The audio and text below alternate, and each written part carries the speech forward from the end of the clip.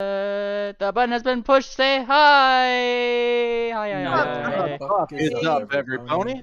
Welcome back Yeah. to mlptg, the Bannermanes, episode Oh, yeah. number 71, and the start of technically our new season.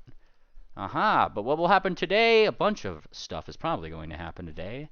What was it? What happened last time was, you know what? I'm gonna restart that. Oh, it was fucking. Bannermanes. What will happen today? That's for me to know and you to find out. As for what happened last time, I don't remember who volunteered, but you. I point to you. Ooh.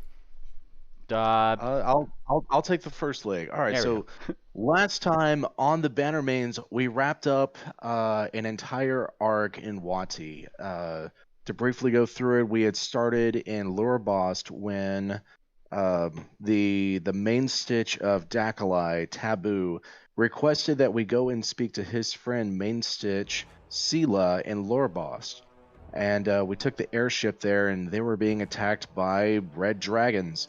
We jumped off the ship, we fought off the dragons, and we found out that her Rumble Foxes, her branch of the Bannermanes, had been kidnapped. So we go and we track them down.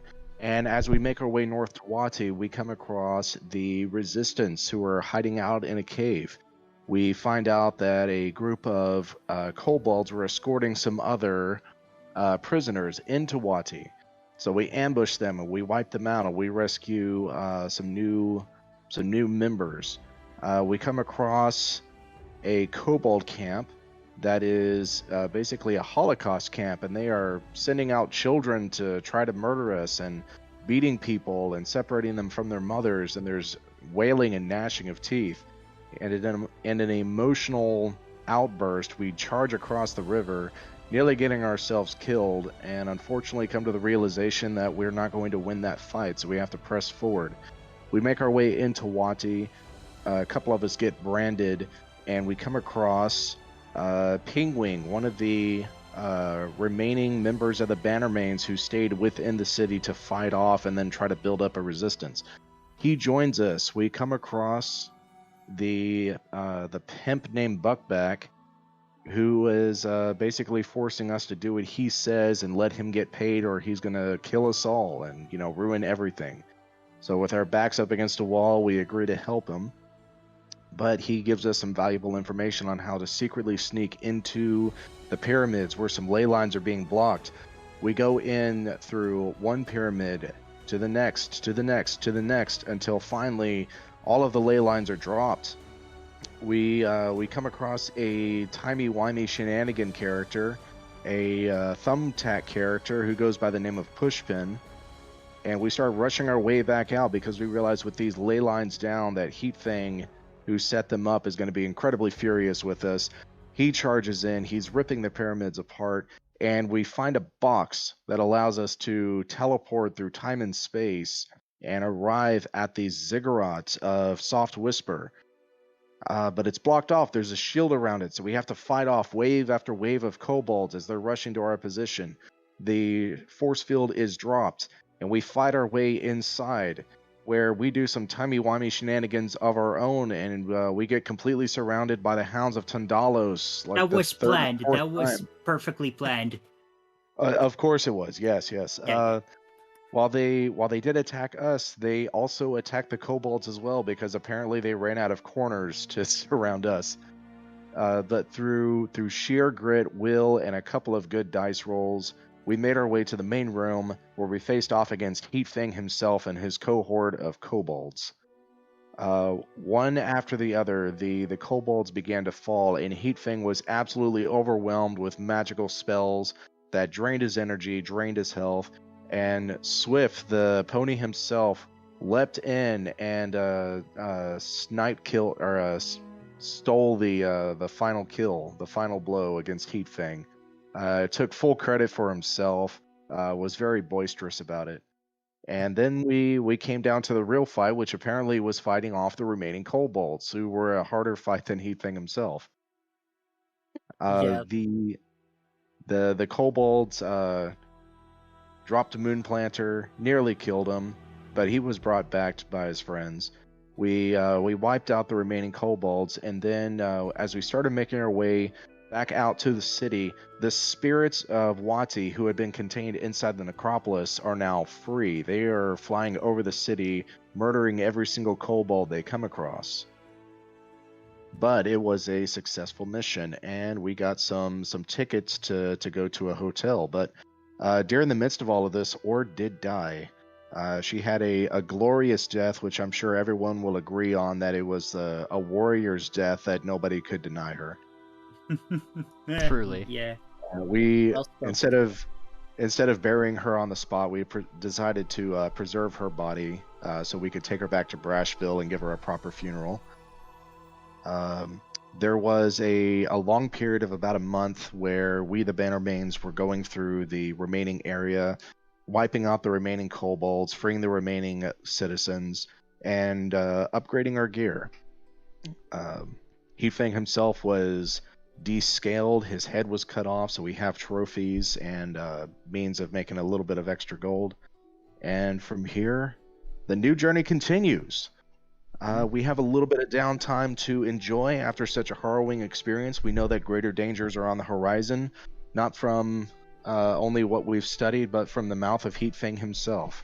But we're not here to discuss that today. Today we are here to discuss what we do as a team to remember those who were lost and make our journey forward. That was a Well spoken. good Yep. synopsis as any for an entire arc. If any viewers are curious about more of those details, in the description of this YouTube video is an arc description typed up by our wonderful 777s here. Thank you very much. And it should give a nice overview of everything that Moon Planner just kind of went through. If you wanted to know little finer details in that respect. Now, as for today, there are some things that need wrapped up. As he had said, Ord is still in a bag of holding.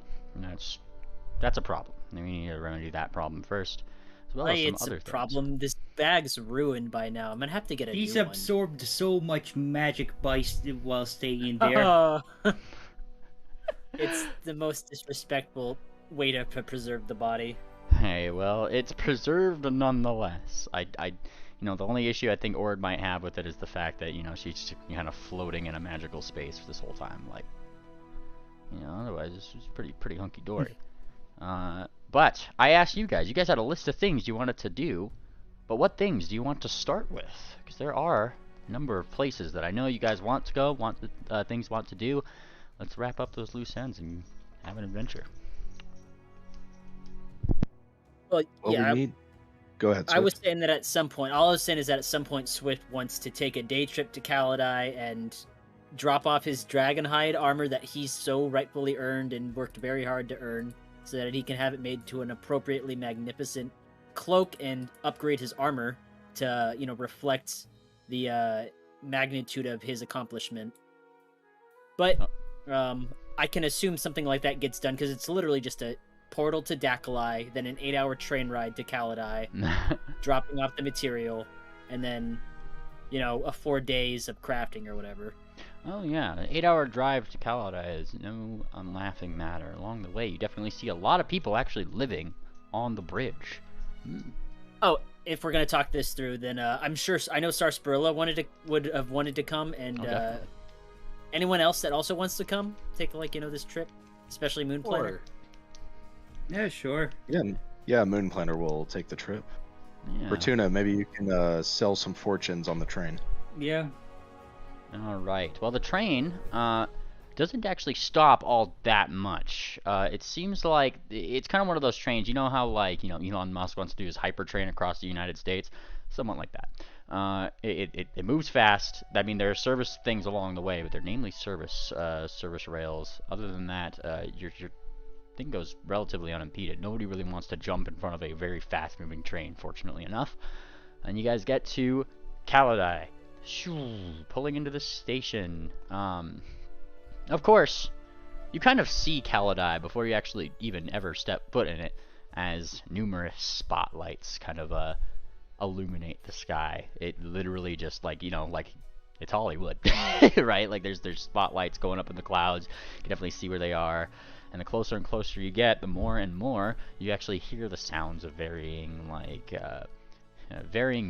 musics. And as you guys kind of pull up to the station, it's very clear that some paparazzi seems to be following somebody in very fashionable clothes who seems to be going the opposite way of you guys, getting onto the train and idly saying like, back, you know, getting in the thing.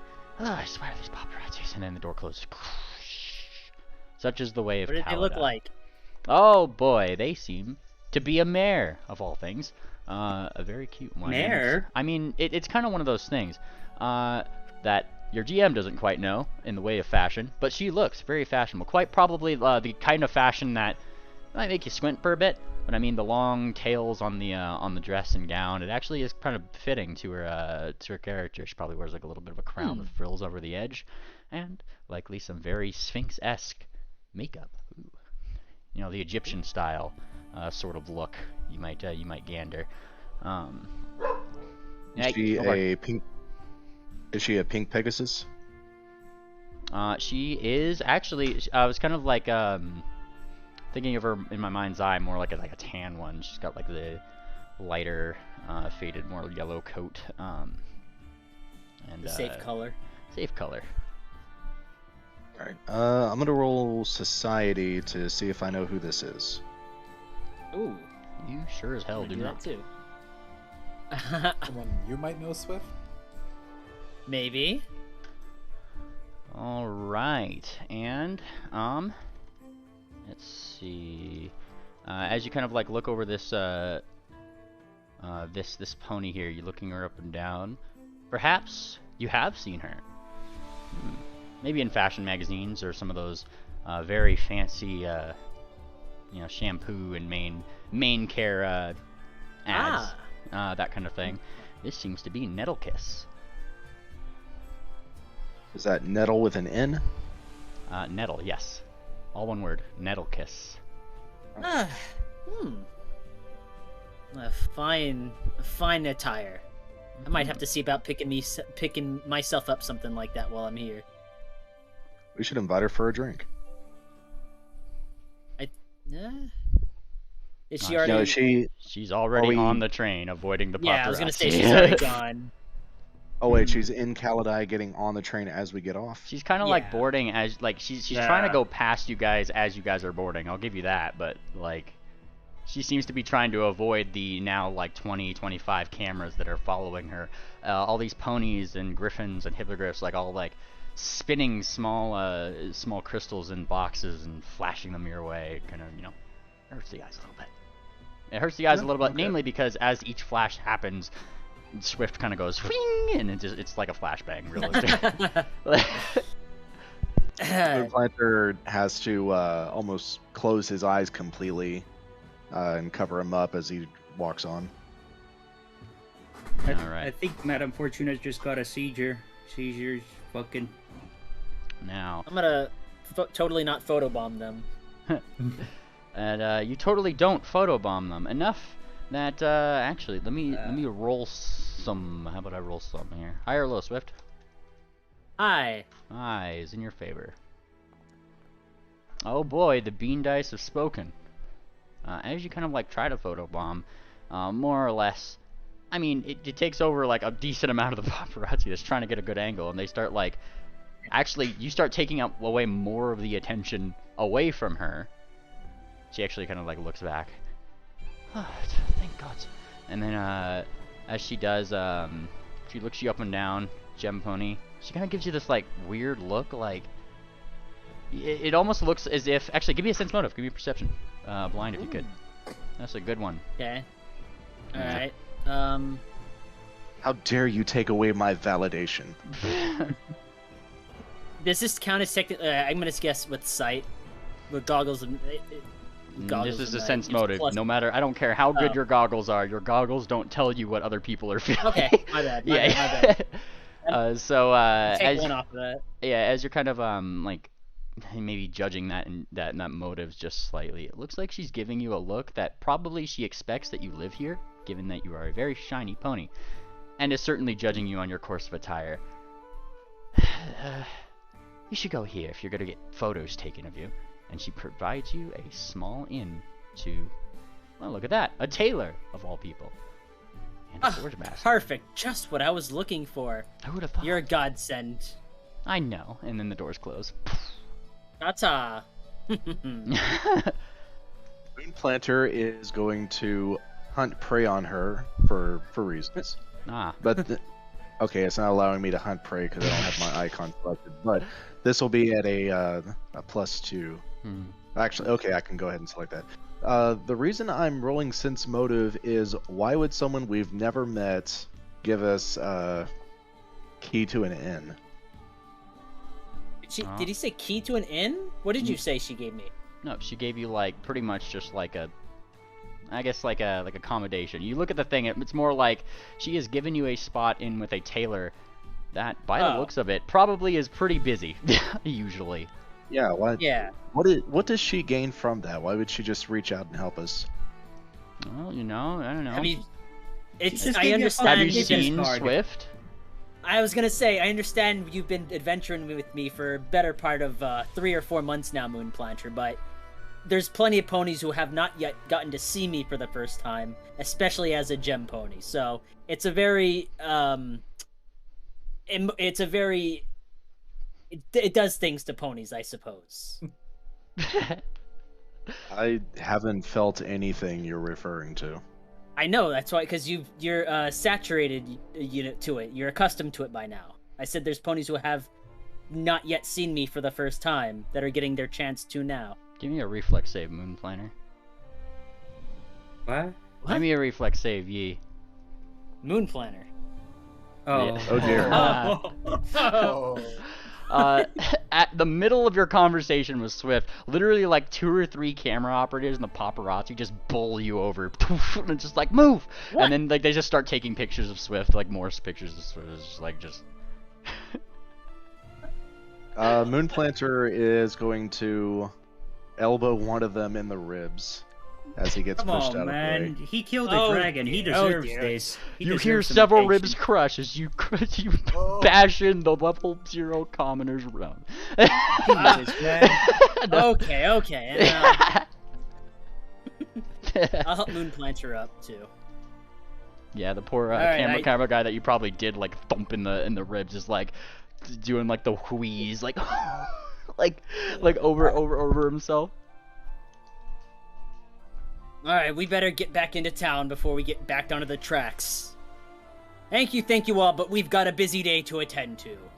You're welcome to follow at a safe distance. And as but they no closer. as you say that, I mean, you start walking away. Like they're doing the thing that paparazzi would. They got, they're coming out like, "Where are you going? What are you doing? What's your name, mysterious stranger?" They start saying as they, they're following you out. They're trying to get like a last couple in. We are getting a new fashion of clothing. We've just finished our trip to Wati. My name, Swiftsail, the Dragon Slayer. There's a collective ooh, and then ting ting ting ting, more photo taking. Yeah. And Moonplanter's covering his face because the flashes are really fucking with his eyes. Please be more sensitive to me, nocturnal friend. And they brief, like a couple of them like look over, and then they're just like, "Hey, get out of the shot then."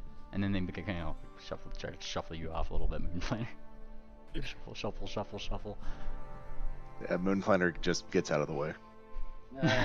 Well, as fun as it is, I'm not trying to spend too much time like just doing this. Oh, but yeah, I know. At some point, I'll start moving along. I'll try to move with the party into the city. Oh yeah. And it realistically doesn't take you too long to actually find the tailor that you need.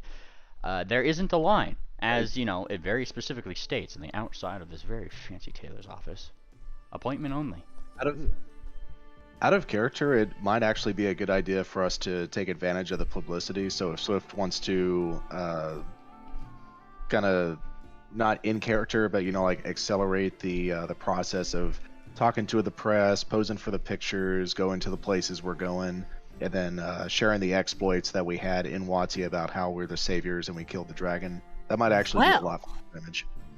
well, if you would like, I have this nice new feats. Oh, let me make that public. Feet.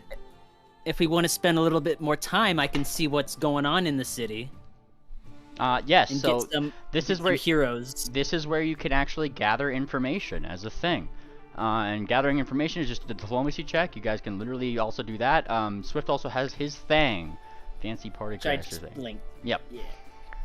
So, if you guys are doing that, like, now would be the time to do it. There is definitely lots of newspapers, lots of various, you know, people taking pictures. There is a lot of pictures around of specifically a crystal dragon. And like in various like wonderful forms, you know, spreading her wings, lights hitting her, and rainbows coming out of them. It's very Pink Floyd-esque. It's pretty nice. And yeah, like I mean, that seems to be one of the main attractions of the thing. And upon anything, most of these posters always seem to feature, similar to how, you know, like the Wonderbolts poster has like the Wonderbolts like in a line kind of deal. They all seem to feature some very like Men in Black clad ponies with Bannermanes badges. Ooh. Specifically ones that I actually have designs for, which I shall pull up over here. Oh, look at that. Let me see. Actually, I'll give you guys that because we came here, right? Alright, that was Mia and Suitazert. And it'd be this one. Haha. Copy image, paste. There we go. That's what their Bannermanes badge looks like. Is the crystal dragon the main stitch? It doesn't look like she is wearing one of the badges. New. And society rules help. I feel like this would be society. I roll a lore skill to recognize the dragon as well. Yes, that would be also valid. What lore skill? Dragon I lore. will. Oh, fair enough. I'm gonna roll to assist the previous society check. Wow, look at those. 33. Nice. God damn. I also rolled a 33. Nice. Whoa. All Oh, right. that's a going good on? omen. I got a good feeling about this. All right. And let's see here. Let me pull up my notes. And that would be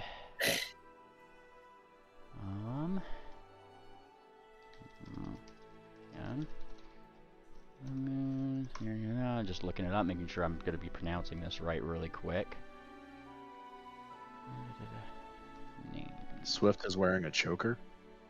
What? What? Yeah, Oh. he is. Choker of elocution.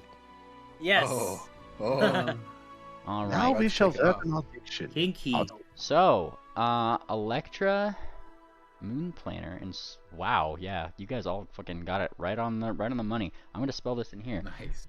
They are the main stitch. In fact, it's a very well-known main stitch here, and these are her people that help guard her beauty. 'Tis her name. That's the dragon. Oh, Yes, Koinor. Koinor. Koinor. She's That's the a pretty main name. stitch, and she hires Bannermanes to protect her beauty. What else does she do? What else does she do, you ask? Well, she's technically, I guess, with that role, she is perhaps like the most famous thing here. She is literally, as they call her, the gem of the city. I think I need to make acquaintance with this Koinor. It's a gem. It's a gem thing. It's a gem thing. You wouldn't understand. Yeah. I'd like to talk to her too. I like dragons. Well, that makes Alright. sense. And, like Is I said, Fireheart here? Did you take Fireheart with you? That's the question. I mean, it was an open invitation. Yeah, I'm asking who you took with you. It's kind of open-ended in itself. Who you taking with you? Yeah, everyone who chose to come with us. Did feel she like- decide to come? I'll say she probably decided to come on an account that, she didn't want to be rude, but helping the orphans isn't exactly my thing. Plus, we missed you. And she gives a smile. Yep. Same here. And then she kind of nods. Mm-hmm. God, it's boring in Lurbost. I cannot tell Well, I you, suppose- she says. She starts, how many times Lem kept trying to flirt with me. God, constantly. It's everywhere I went. You want to drink this? You want to drink that? Oh, I like Kieran's. Ooh, it's. She kind of like face huffs a little bit. Honestly, you guys are a lot more bearable. And Moonplanter was about to flirt with her, but as soon as she mentions that, he just shuts his mouth. Yeah. Good timing. Well, we're back to normal now. So, I'm gonna put in me order for this very fine suit now, and then maybe we can all find some nice suits and see if there's some going-ons later that we can dress up for. What type of suits? Maybe we just find some polish and buffer for your box, but I mean, like tuxedos, dresses, things that you'd wear to a I gala, need a to a suit ball. right fucking now. As you if you guys are going to this this wonderful tailor / forge master's shop here, I'll tell you this: this appointment isn't just for Swift. It's an open appointment for the party. Like, if you guys are getting fancied up, this is the place to. How convenient! And Fortuna, even you would get the offer that, oh hun, if you wanted to spice up your box, we got the gems for you. They're offering to bedazzle your box, more or less.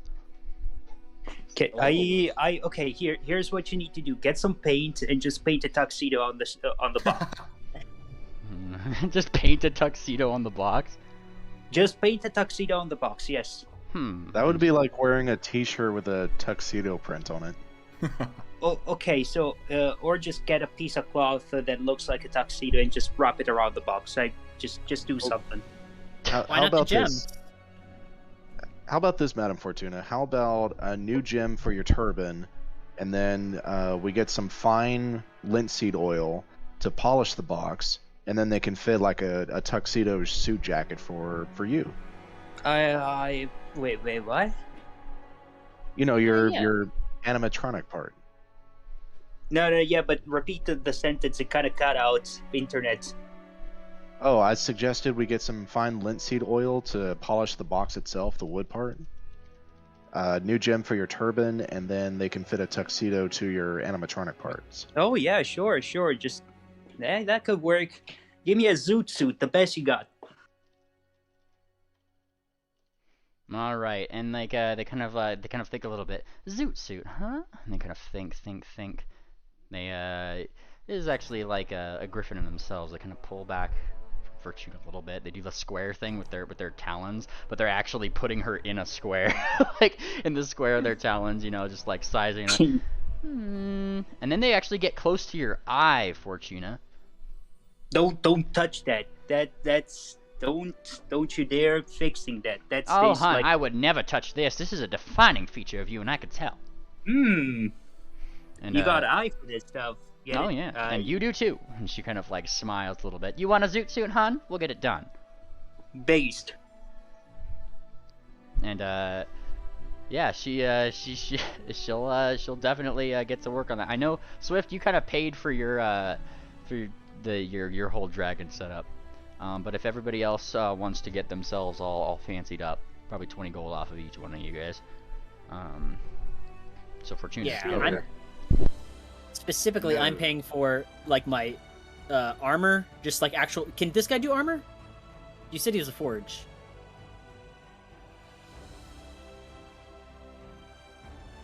I'm sorry, what was that?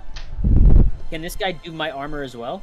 Oh yeah, like that's Or- what I'm assuming, like, because you've already paid for your armor thing. I think when we did the offset, this would be where that cost comes in, and they're looking at the armor, and I mean, Swift, they would definitely really love that, especially kind of like given the white scales on the thing if it's Heat Fang's armor. Oh Yes. yeah. And they're kind of like looking at you, looking up and down. You're a gem pony, and they kind of like think. So tell me, do you have something in mind, or do you want me to be an artist? Well, for the armor, I'm just looking for it to be very clean and very work. It doesn't need to be, the armor can be very clean and it can be up there in fashion. It doesn't need to be to the point where I can't work in it. But I do have whatever's left over. I'd like to also be made into a very Kaladai-esque fashion statement. Hun, I designed most of the Bannermanes here's outfits. And I could tell, she says, thumping your little badge on your chest with like the tip of a claw, that you are exactly the type that would love what I would do with this armor. And I will trust you then. And she shall get right to work. She kind of looks up. Any other requests? Yes, please. Triple? Oh. Sorry, I didn't know if I heard Triple saying something before. Oh, ladies first, of course. What's your name? Electra. Nice to meet you, Miss Electra. Could you make me something that could hold my rings and this? And she holds up the frozen moment of time. I was thinking like a necklace or something. She kind of like takes a look at this. She kind of like holds it up. Like, I mean, obviously it displays a scene, of course. Oh my God! And she looks at you, Swift, actually, at this. Why did you not show me this first? she kind of like she kind of keeps looking through it, and she's like looking around like this lens, moving around her room and everything. And at about this point, that's when like the paparazzi that you had left is probably like a couple are looking through the windows at you guys, and then she briefly, without even looking, just like thumps the side of her wall, and like curtains come down, and she smiles. Best not reveal to the public until you are ready. She gives a wink.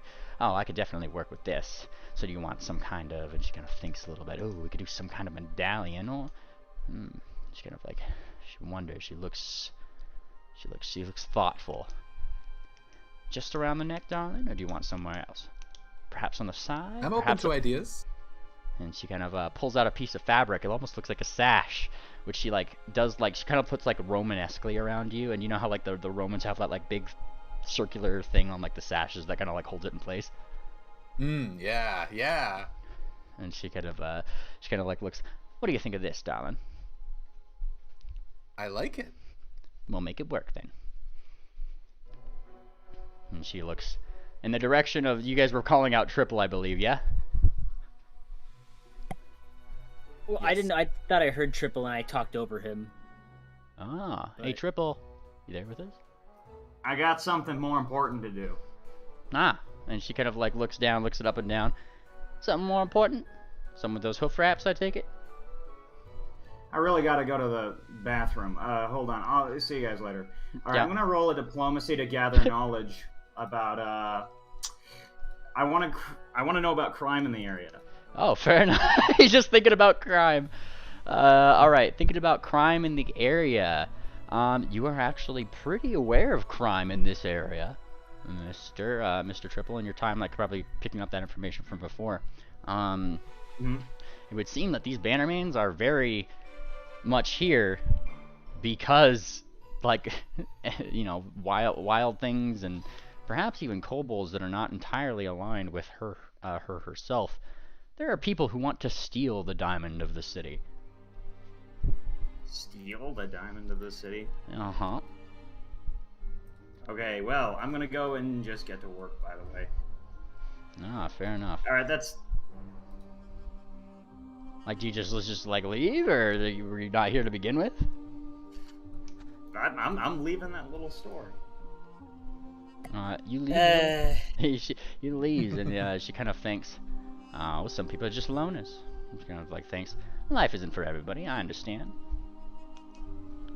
I'm sure he's got something that he's on. She holds up her talon. Going once, going twice. All right, that's the order. And you kind of like she takes her notes. She whisks off, whisk. And now at this point, you probably have, you know, actually like a day or two probably to like wait in the city while she actually constructs all your various things. Probably spend the most time on Swiss realistically, because dragon scales are no joke. They're very hard to work with. But after not too long, she comes back. She you guys get that call back, that sending back, and coming back to the scene. Yeah, she she takes you one by one into the dressing rooms that she has behind her own little runway. And Electra, you are fitted with a very, very nicely matching sash, with the solidified moment in time directly like where that would be like held in, and kind of like as it goes, it complements your fur in a positive, probably more color theory-esque way than me as not an artist can describe, but it is fantastic nonetheless. And as you actually kind of move around, the scene on the moment in time itself actually changes to various different places. Yeah. Depending on the angle, I like it. Yes. And awesome. She fits you with that. Go present yourself, darling. Send you down the runway. Sure, yeah.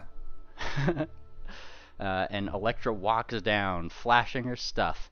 And that's I need a performance check. Yep, I need a performance check as she kicks the wall and the curtains open. Solid. Beautiful. Oh yeah. Magnificent angel scales. Yeah, there's definitely like a resounding yes from the people who are, have been expecting you back. I mean, they probably already knew that you guys were going to come back at some point for this amazing thing, and people are taking pictures, and she is, and Electra is definitely playing up the stage very nicely. Wonderful, wonderful, darling. And then Swift, actually, not Swift, Swift actually, she kind of takes you aside. We'll save you for last, darling. And she goes to Fortuna. Fortuna! Miss Fortuna. Sorry. And she gives you like a little bit of a bow. If that's a misnomer, please do tell me. Anan, you with us? No, he died. He went I can't believe Anan is fucking dead. Wait, no, sorry. What's up? I missed it. She's sending people down the runway. Electra just went, and she is ready to present you, who, as you come out of the dressing room, ready to go down the runway, you are fit with a wonderful, wonderful zoot suit.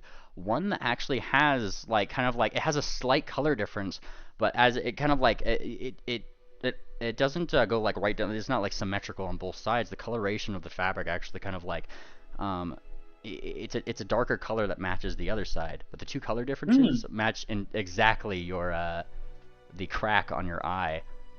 Oh, Jesus, nice. Yeah. And she kind of gets you, she polished you up. She offered, she would offer you a very fancy turban with a very fancy gem right in the middle. Whoa.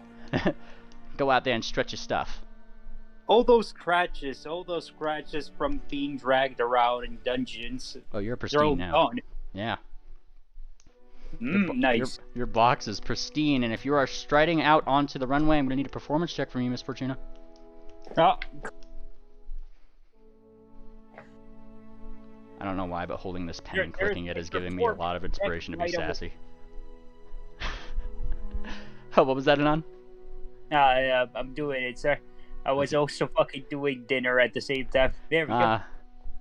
Dinner at a time like this? Nice. Ooh, and Fortuna strides out indeed. Fortuna, are you doing anything fancy as you do? I know you have several implements to be a performer. What are you doing? I am going to whip out my... I got the organ, the inbuilt organ thing, the American photo player. You do. Music. And you actually start playing the music, and people like immediately, it kind of is one of those things where the camera stop briefly. They hear not only, they don't only see, but then they start hearing the music, and as you do, like the lights behind you change. It seems like perhaps she had these on standby. Oh no, they change to spooky blues and greens, dimming behind you, and like illuminating in a way that would really complement the box. Yeah, and then fog starts to rise with them. It's very fancy. This is what's played right now. Oh, nice. You see? Nice!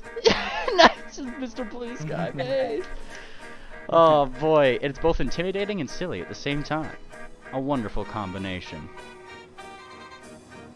All right. Perfect fit. Yep. And as you play up your performance, people clap, people take pictures. I believe the last one up here is Swift, yes? Aye, and as you come out of the dressing room, Swift, you are befit. Oh, I guess What? I thought Well, it was Moon going to be Planter. automatic. But yeah, Moon Planter did buy a tuxedo. Aha. Oh, then go. Oh, there you go. And I guess yeah, Moon Planter would be the next one out of the dressing room then, and of course they would befit you with She didn't really size you up per se, but if you wanted, did you just want the plain tuxedo? She wants to play you up, Mr. Planner. What were some traits you told her about yourself? Just I've always spent most of my time outdoors, tracking through the woods, and I don't have much experience at all with fancy dinner parties and fancy clothes. I honestly don't know. So you want to look rugged, but still be able to go to these parties? I suppose. I suppose the most important thing would be that the tuxedo should be able to fit over my breastplate. Say no more. And as you do come out, it somehow, some way, she was able to both keep the look of a fancy tuxedo, but the way that the contours and the black actually overlap, you don't actually see a lot of where like the armor would like buckle out or come in or anything like that. So you kind of like stride outwards, right? And what looks to be like a normal tuxedo, people are looking like, what's the deal? And then you hear it in your head. Moon Planner. It's a tearaway. Now tear it away. Moon Planter grabs a hold of the collar and goes. And it tears away as you fling it to the side, and the gleaming armor underneath, with all the camera flashing, goes around the room in a wondrous way that oohs and ahs everybody. It's very Persona 5-esque, I would imagine. Or Yakuza. Yakuza Nice. would probably be a better way. Moon Planner, I'm gonna need your performance roll, sir. I know just how good. I know just how good you are at these. Just adding a note that says it's a tearaway. All right, so yeah, he is completely unsure of what to do because he has zero experience with formal occasions, but he tries to think back to how he strutted around with the gold Speedo. The gold Speedo, very nice. Well, I mean, you do tear it away. Now, you might not be as flashy, might not be as, like, as strut your stuff as perhaps Electra and the performing Fortuna, but she does definitely back up your performance by very carefully placing lights that more or less shine off of the armor in ways that would complement both your looks, the way your face is shadowed, and when you squint and stuff like that, probably from the camera flashing, things like that, or if you perhaps even have sunglasses on, would more or less hide maybe the frownier bits of your face at the sudden attention. But good nonetheless. Strutting back, then she goes to you, Swift, heads into the dressing room. You ready? Born ready. They're ready for you. And Swift, as you step out of the dressing room, yeah, you guys see it. Still sleek and slender, not even bulky. You guys do see the scales of Heat Fang arranged in a very, very nice way along what would normally be, I believe, leather armor, correct? Yes. Each one individually doesn't even seem to block any of Swift's own light. In fact, it actually kind of like shines out from each one of them, so as he walks, it bounces off and still outwardly displays in a very brilliant fashion. Can't be hiding too much of that beauty. Now go out there and stretch your stuff, sir. Yes, Swift absolutely owns this walk, and he owns the attention and the cameras that are flashing. And he starts by walking very confidently, like straight back, straight hooves out in front, one in the other, perfect stride. And since it's armor, he shows off its usefulness. I'd like to say towards the end he'll give like a tumble. And since the silver rapier is also made by a company that does pieces for presentations, that would be a part of his performance as well, as he will tumble and end with a pose with the rapier. Give me your acrobatics or performance. Acrobatic Yeah. performer would all be right. Like this would be perfect for it. Yes! Oh Yes! shit! That's dumb. What a wonderful I nat knew 20. it. I called it. Oh, that's great. Yeah, yeah. As you start kind of like tumbling around, practically flying around the stage, without even your wings almost, it seems, she catches your drift. And as you do start to do that, she waves a talon. The rest of you guys see her wave this talon, and illusions of arrows, fire, various other things sling at you, missing you just by inches. There's oohs and ahs from the crowd. Definitely a really nice ender as all of it comes to rest. There's a great blast of fire behind you, and she's already seen that solidified moment of time as a dragon whooshes up behind you, dying behind nice red dragon in the image of Heat Fang, giving you a perfect opportunity to walk off. Mic drop, and everything. Everybody bursts into a cheer. Blessed. It had to be me. It had to be that role. All right, and the wonderful, wonderful seamstress gathers you all around. Oh, you are gonna make the papers tomorrow, and she smiles around. Each and every one of you was fantastic today. They've never looked better. You're brilliant, lass. She gives a polite bow. Here's my card. So we'll put this card away. All right. And then just before you guys leave, she actually catches up with you, Swift. And here, in case you ever need an in back into the city, she slips in a party invitation into your bag. Yeah. Oh, marvelous. I've loved my time in the city so far. I will make use of this.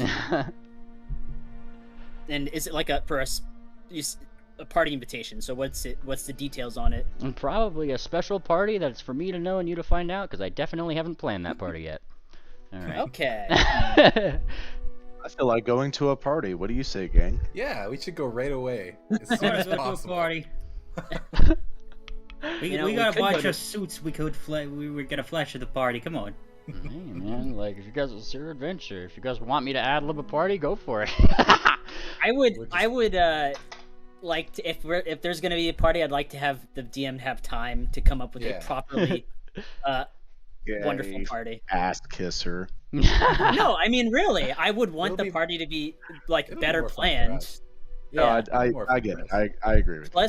Plus, we can get a couple more players. We can get, Shabaka, Tangent, Sarsaparilla. I don't want to like hog all the. Do next session before the beach, maybe. We'll find time whenever Meemly says he comes up with an idea for the party. I'd guess. Ah, yes, certainly. Fair. I did want a chance to speak with Main Stitch Koanor. Is that her name? Oh. Yes. Yeah, Koanor. You would get this from your time gathering information in the city. Actually talking to the Main Stitch is so fucking rare. Like, it is damn near impossible to. Like, those people that, like, guard them would be your first, like, biggest barrier, as they don't really let people talk to the Main Stitch. Like, that's the thing. They're secret service for this dragon, more or less. Be like trying to, talk to the president. It's really hard to. I understand that, but I personally think it's important for Bannermanes to go and pay respects to the Main Stitch of the city they're in. Not only that, we are the heroes of Wati, and we have the second in command of the Sacred Schemes with us. We do have a decent amount of notoriety at this point. You do, and if you are going up to one of these perhaps secret servicemen to get their in on the thing, Moon Planner, you could certainly give me a diplomacy roll. Swift, help me out. In fact, maybe you and Electra could work together and talk our way in. I for one would really like to talk to this Main Stitch. So I think first we should learn more about them. Do they hold court? Do they talk to random citizens sometimes? We should figure these things out. Yeah, that's a good question. All right. Well, I guess like if you're finding one of these, probably there are the occasional like guards interspersed with these Bannermanes. They're actually actively looking around and seem pretty good at their job of helping the guards keep the peace in here. They even got what seems to be very small things, like earpieces almost, in all of their ears. And yeah, I mean, if you're approaching one, who's saying what? Sure. Electra will walk up to one and just start off with. So I'm assuming at this point we've already heard that it's hard to get an audience with the main stage. Nah, right? Nope. This would be like probably the Okay, first time you're figuring it out. Yeah. Okay, I gotcha. Okay, just context. Okay, so I guess Electra would walk up to a guard and say, "Hello." They look down. They have sunglasses and everything. Probably a small afro.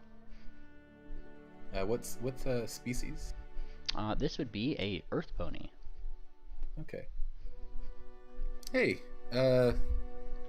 I'm new in town. I'm looking to talk to this dragon named sorry, I'm just coming up here. Oinor. Eleanor. Poinar.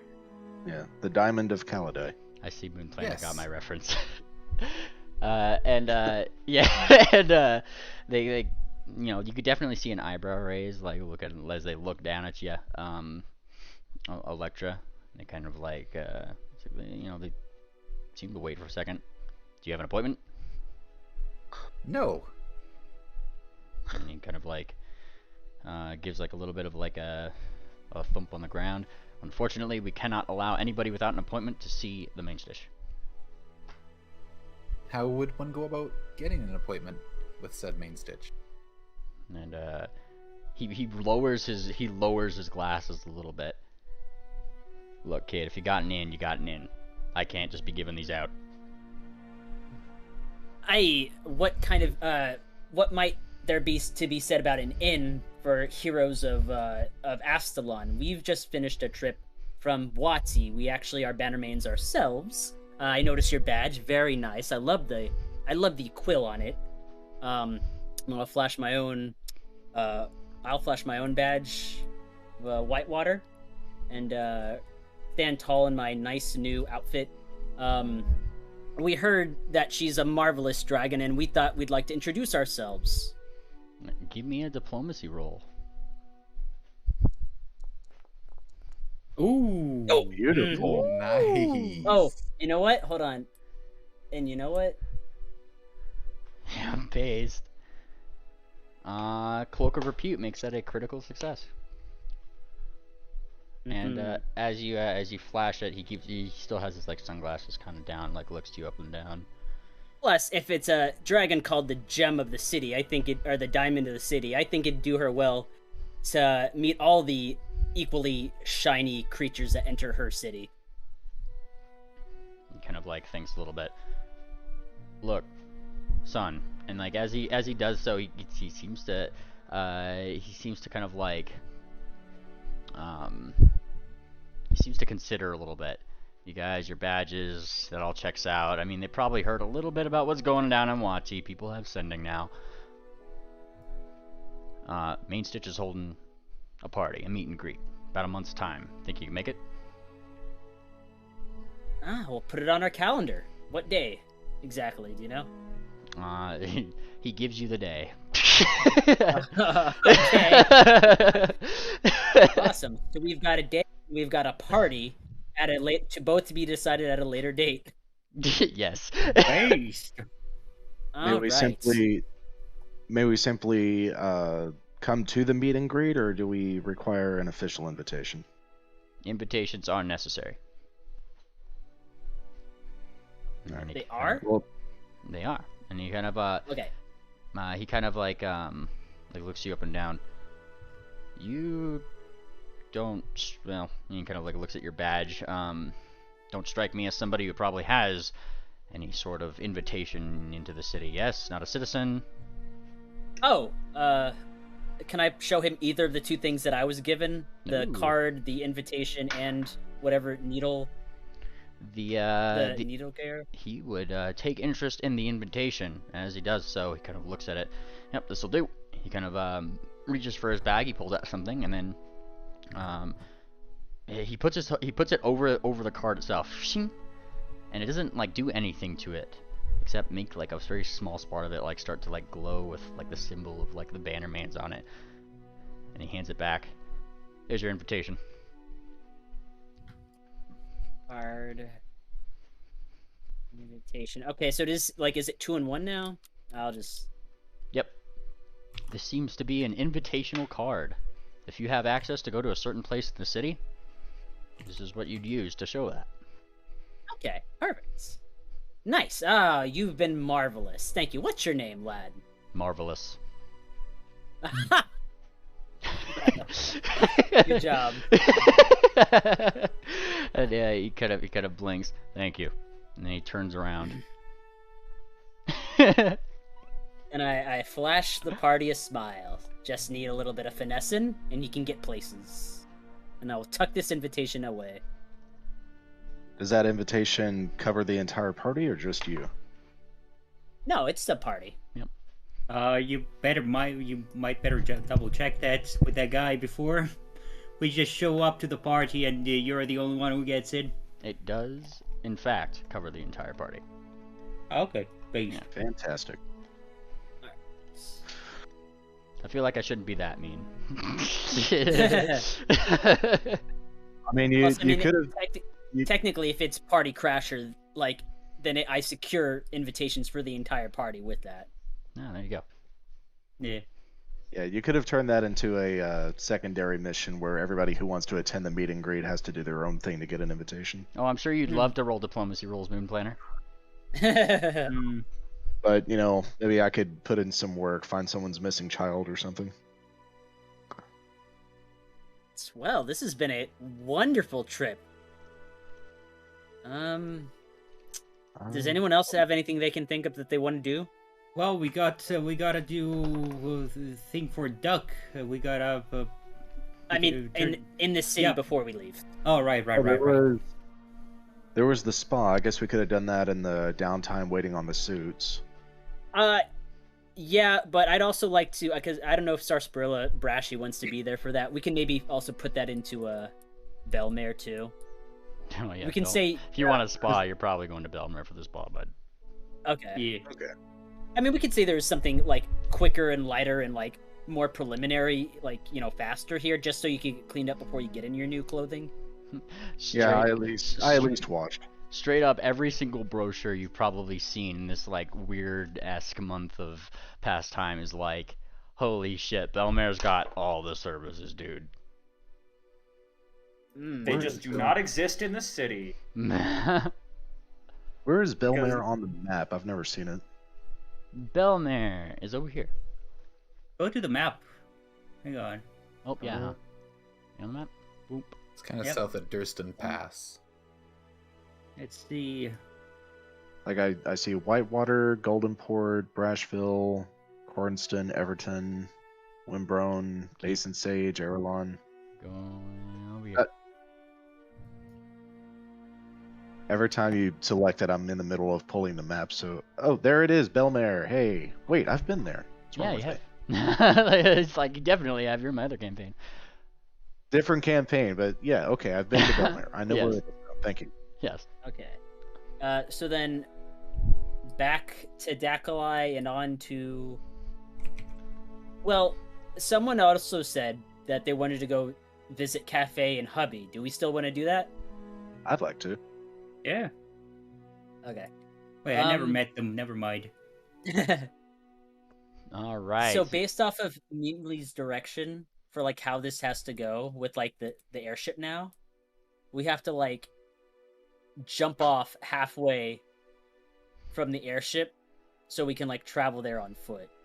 Goldenport has required your guys' airship to only land at pre-approved places, especially after the Wati incident. So, the captain will kindly tell you, hey, we could chart courses from A to B, so long as they have, well, you know, the ports for it. Otherwise, you know, you're free to, he gestures off the ship, jump off at any point. Smileys. And, are you able to fly over the mountains, or will you have to go around them? I can go from Wati to Weldstone or from Wati to Blakeburn. I recommend Weldstone, and then we could drop off here and trek our way to hubby's lair. Fantastic, and you do so. It takes a little bit of, ruggingness, but, the wonderful thing about clearing an entire city of kobolds is that, well, it means the kobolds have to scale these mountains too, but you are way, way, way, way higher than them. Unfortunately for them, they don't exactly have wings. I'd also like to assume we make sure we collect our rogue before we just leave wherever he is. Probably, yes. Before, I feel like you guys got in the train and then just Triple went by you. He's probably got a couple scratches here and there, various other He's just hey guys, This place Wait, hang on. sucks. Triple didn't get a tuxedo? What happened, Triple? Man, it didn't go the way it was supposed to. Let's get going. All right. Wait, he don't got no tuxedo. What is this? Sorry for my language. Let's go back. I won't say a swear word. Yeah. You know, it's funny that Triple you put in Adventure Planner that you bought a tuxedo. Oh. Yeah, but I didn't buy it in a horrible town like this. Wow. Did you steal it? No. I bought that fairly, but I bought it from an actual, Dakali one, a hardworking Dakali guy. Technically speaking, the money that you got, you got the money from stealing. So technically speaking, I'll explain later. I just imagine Fortuna just tap tap tap. Did you steal it? All right. Well, eventually. I'll explain soon. Eventually, you guys actually stumble upon them not in their lair first. In fact, they seem to have been very happily, both hubby and the cafe, as you kind of get closer to their lair. You guys see the dragon fire before anything, and then the sounds of terrified kobolds that are very quickly not there anymore. Then the voice of hubby. That's that only counts as one cafe. You know that. Oh, hon. They seem to be chasing. Murdering kobolds together. Yeah. That's so cute. Oh, Look at them go. Yeah, then they see you guys, and Cafe's eyes get all bright. Oh, hon, there's your next targets. Oh, I'm just kidding. Get down here, you! And she calls down. Moonplanter will fly down. Whee! You guys fly down as there's probably a couple red kobolds that are running for the hills, all but one who seems to actually be kind of behind Cafe's cave, right over the top. And hubby kind of looks over, shoots him a look, and he and then runs off And then well, with the dragons gone, I hope the kobolds haven't been too much of a nuisance. Oh, hon, this has been the best thing that's probably ever happened to our relationship. And she goes to hold onto hubby's hand, claw, who kind of does that, you get away from me, faggot kind of look. He just, I told you for the last time, Cafe, not in front of people. Oh, but it's cute, isn't it? Hey, it's adorable. I am not adorable. I'm a dragon. And Cafe kind of looks up. No, you're really adorable if you ask me, Mr. Rosy Scales. Oh, look at you. You're getting so embarrassed. Clearly, Cafe can see a pink tinge on his cheeks that you guys can't. We've missed you. Oh, I missed you too, hon. I'm glad to see you guys in one piece. Where's the big one? Oh, she unfortunately didn't make it. Oh, and she kind of looks a little bit downtrodden at that. Oh, that's a crying shame. And she looks over to her hubby. Oh, you would have loved a hon. Who? The big one. You remember the big one? She kicked the ass of the one that was right behind you last time they were here. You remember? Oh yeah. And she kind of he kind of thinks, what do ponies say in these kinds of situations? Oh, I don't know. Use your imagination.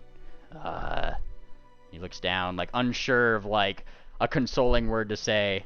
She had a fat ass. That she did. Nice. One of the fattest. And Cafe kind of smiles. Well, it seems like that was the right words. All right. So something you wanted to come around my lair to say? You didn't just come over here to greet yourselves, did you? We just thought Well, we'd we update wanted. you. Go ahead, Moonplanet. You can go. Thank you. We wanted to, as Swift said, update you on our success in Wati. We successfully destroyed Heat Fang, and his horde was distributed. So hopefully Wati will be able to stabilize, and everything will settle down in your territory shortly after. Oh, look at you, all heroic, and I could definitely tell you did. And she points to Swift's armor. Oh, you right skinned him up and everything. That's right. That's really brutal of you. You'd like that, wouldn't you, hubby? I don't make friends with ponies. Oh, but these are your best friends, I'm sure. And yeah, she shakes her head. Oh, I understand. The title of Dragon Slayer may be intimidating to some dragons, but I assure your husband I've got no intention to harm him. Cafe starts to laugh. Don't encourage him, Cafe! And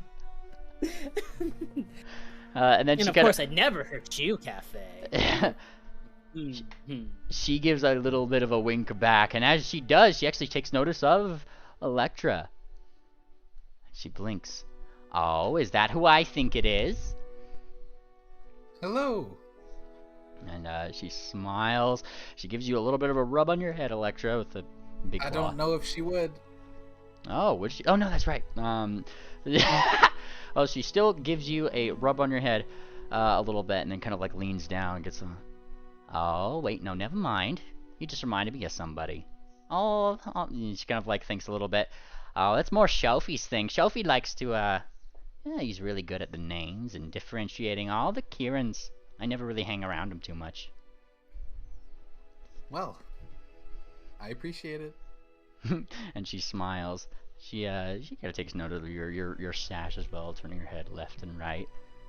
And then, Oh, show her. Yeah. Oh, yeah, shows we... it off. You show off the sash. Show it off. Wow. And, as she does, she kind of blinks, and she actually, like, has to lean in closer now. Electra, this is like what, I mean, she's a brass dragon. And she kind of, like, leans in to go for it. Like, the breath from her nostrils is, like, fucking hot. Like, she's kind of, like, looking at the scene. Oh, hon, that's really cool. Oh, hubby, look at this. Get closer. And then, like, you know, she drags in her husband, who doesn't look like he wants to. And now there's two really hotly breathing dragons really close to Electra. Oh, no, but they're both looking at the thing.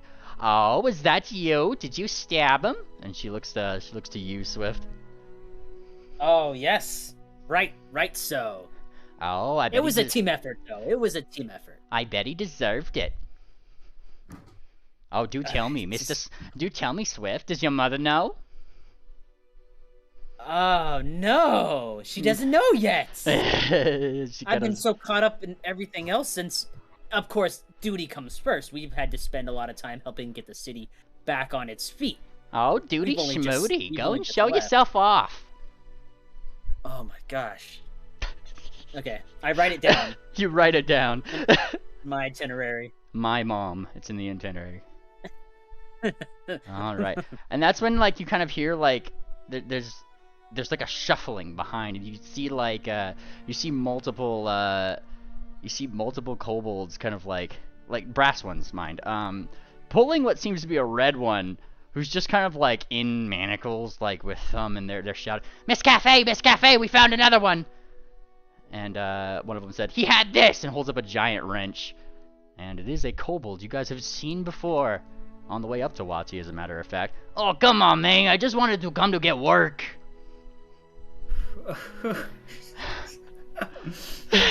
What the fuck is that voice? That's his voice. And they kind of throw him around here. Yeah, likely story. No, it's true, man. It's true. I don't even know. I wasn't even doing anything that they were doing. God. Oh, who's this? And, you know, Cafe looks all disapprovingly and picks him up. My name's Lagarto, miss. I heard that you are the newest dragon on these parts, and I wanted to offer my services. She picks him up. He looks down towards you guys. Then back up to the kobold. I don't know. What do you guys think of him? Can I kick him in the balls? Oh. And This guy is cool. he Is looks he down. He looks down. He girds his loins and he says, "Yeah, man, I'm the coolest. Look!" And he like flashes as flashily as he can. What? Out of character, I don't know if I've interacted with this one or not. I think I was out for that session. He was the one when you guys crossed the river to the second settlement that was like fixing up the boat. He was also in the Christmas session in the future. He was the brass kobold don't as part of the remember. extermination I team. remember him from that. But Yeah. I don't think Moonplanter met him before. Moonplanter's just gonna be like, I've never seen this kobold before in my life. And he looked. Triple was saying something about him though. Yeah, Triple. I don't know. He just, I just like the vibe from him. He's a hard worker. When, What does he work on? I don't know. Cafe kind of raises an eyebrow. What kind of service? No, wrong accent. Oh, what kind of services do you do then, huh? And he gestures to the wrench. I'm a mechanic. And he points to the wrench, and like to himself, I'm really good with the machines. If you have any of them. And she kind of like thinks a little bit. I'm not too good with the machines. Make you some machines then, the ones that probably help you. And he smiles as if he's probably rolling diplomacy on the dragon. He looks down. Oh, come on, man! Somebody give me a good word here. And he pauses. Hey, I've seen all of you. Hey, I've seen them. And he like points to you guys. Look, they're heroes and all. I don't want to cause any problems. How good are you with irrigation systems? Do you think you could build one of those? And he kind of thinks, you know, I could probably make a machine that does. I also do extermination services. Yeah, that's one of them. Extermination. Oh yeah, you know, bugs and things. Yeah, unfortunately for you, Okay. Mr. Mechanic, you're the wrong color for these parts. If you catch my drift. Oh. And Oh. he looks at his red scales. Oh, don't worry about that, Miss Cafe. And he looks up and he gives a bow. If I help you, I'll make sure that well, I mean, he kind of like looks over. Well, you know kobolds. And she goes, oh, I know kobolds all right. I'm just making sure. And she kind of like nods. And he looks down to you, Moonplanter. Don't be scaleless, you. Moonplanter's going to hunt prey on the kobold and then sense motive on him to Go see if for he's it. telling the truth. Bro, you have the definitive feeling that this kobold is lying out his ass. I've got the definitive feeling this kobold is lying out of his ass. Nah. He's probably some kind of spy. I bet the red kobolds who are roaming around these mountains are planning some kind of revolt. There might even be another red lurking around somewhere. Oh, come on, man. And he looks around. What are the kobolds gonna do? Look, his head's over there. And he points. I'm already scared out of my mind. Why do you think I came here? And he looks I don't up. know. You seem pretty brassy to just walk up and offer your services like this. What do you think kobolds do? Dipshit. And he kind of like says that like under his breath. Moonplanter will take out the head of Heat Fang and place it on the ground and then stand on it. I don't know about kobolds, but this is what I do. Bro, I only was in there because he was paying me. And he kind of gives a shrug. And between you and me, he kind of looks at him. I mean, he's dead now anyway. It doesn't really matter. He thinks, how do you think the people in those camps were getting things, bro? You mean the camps where the children were being pulled away from their mothers and then sent out as suicide bombers only to be pelted with arrows? Hey, I'm not saying I advocated it. I was just fixing shit. And then Moonplanter just gets a really foul scowl across his face. I don't know. To Don't me, worry, it's he's the, always like that. to me, it's the dragon's choice. And Cafe kind of thinks, oh, we'll put him to work all right. If he can do good, that is. And he kind of thinks, I got a job for you, mister. Well, what is it? I need you, and he points, to go into Bleakburn. She smiles. Oh, no. And say you're sorry to everybody there that was affected by this, mister. Oh, come on. It's either that or him, and points to Moonplanter. And he looks like he's honestly considering. Like, he honestly I'll get +1, man. and Moonplanter Moonplanter doesn't speak against Miss Coffee, but it's pretty obvious from his expression that he's very much against him going to Bleakburn at all. And I'll be your +1, buddy. yeah, you like Fireheart's kind of like looking. It's just like, I don't think you're authorized to. And like Cafe gives her a look. Never mind, I'll make sure he's authorized. Like, Are you he- Triple? Do you want to march with him to Bleakburn? Is that what you're saying you Sure. want to do? Yeah, let's go. Shit, who the fucking Any- Bleakburn's gonna like me? Look, I'm all red. Oh, and if you say sorry to everybody, I'm sure you'll start to molt those scales eventually, you. Boops him on the nose. Alright, I Alright, expect we're him back. I expect him back in perfect condition from you lot. Looks What? like a... I don't want to take him with us. Triple, if you want to march from this cave to Bleakburn with this kobold, you're welcome to do that. Oh, he needs a friend. He is his friend. He shuffles him off to Triple.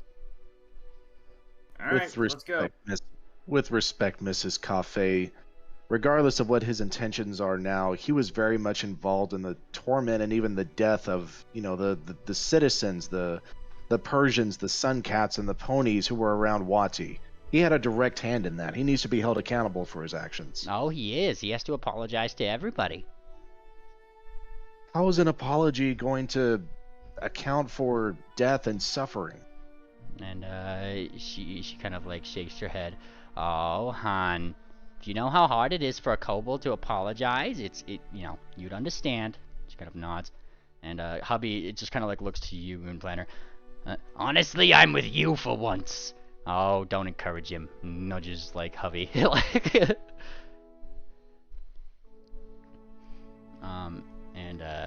He's just like Fireheart kind of goes up to you, Moonplanter. Nudge, nudge, nudge. I say it's good. I say it's good. Diplomatic relationships with dragons are probably the best.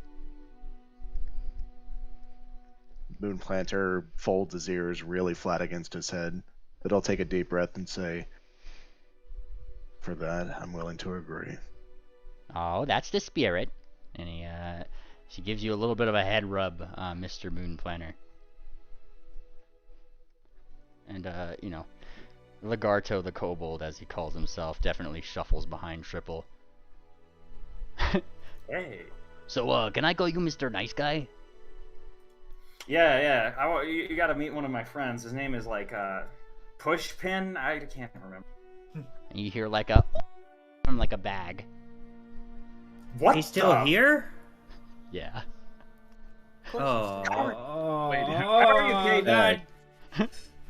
How are you capable of being quiet for that long?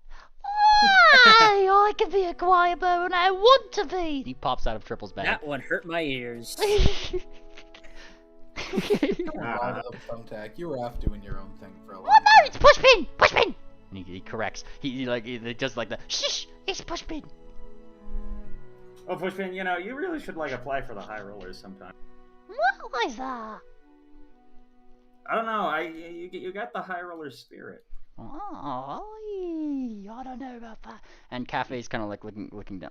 Oh, who are you talking to? She doesn't seem to see anything. Oh, hold on. Let me. I chuck him out of my bag. You chuck him out of the bag and probably like lands on top of like Cafe's snoot. I don't see him. Where is he? I am right here, you big lug. And like she kind of like crosses her eyes. Moonplanter will give him a nudge. Moonplanter will give him a nudge and say, "Show some respect." All right. Ooh. He gives a bow. Who is this Majesty's lug then? She kind of crosses her eyes. Oh, you're a cursed little one, aren't you? And like, wee, I'm not cursed. What are you calling cursed? Oh, I've seen a couple griffins like you before. Oi!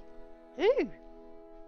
He like suddenly looks interested, and she kind of, oh, that's for me to know and you to find out, isn't it?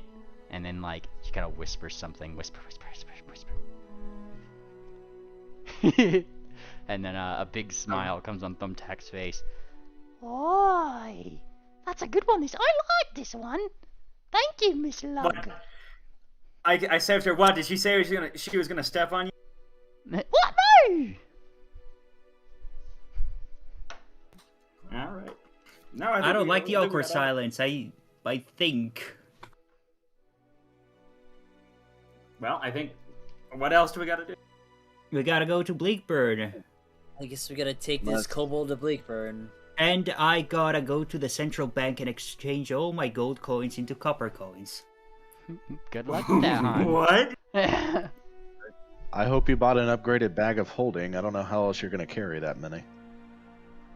Well, okay, I'm gonna only do half then. How about that? Okay, that should work.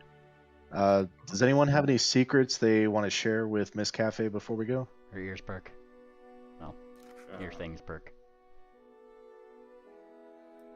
Wait, really? No one And- has any secrets? And this is where like Ligardo kind of like looks back and forth.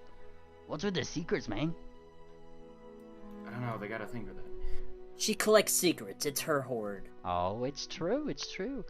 Oh, then Miss Cafe, I have something for you. And she's got a, oh, consider it my my thanks for not eating me. And she like wanders over, wander. She leans down in the ear, whisper. Her eyes kind of like her eyes like a Prey on little... the... Huh? I'd like to hunt prey on Lucario and then see if I can eavesdrop from where I'm standing. Lucario. I mean, you're free to try to give me a perception roll, but it's one of those things where Cafe would definitely make sure he had the room to tell his secret. Okay.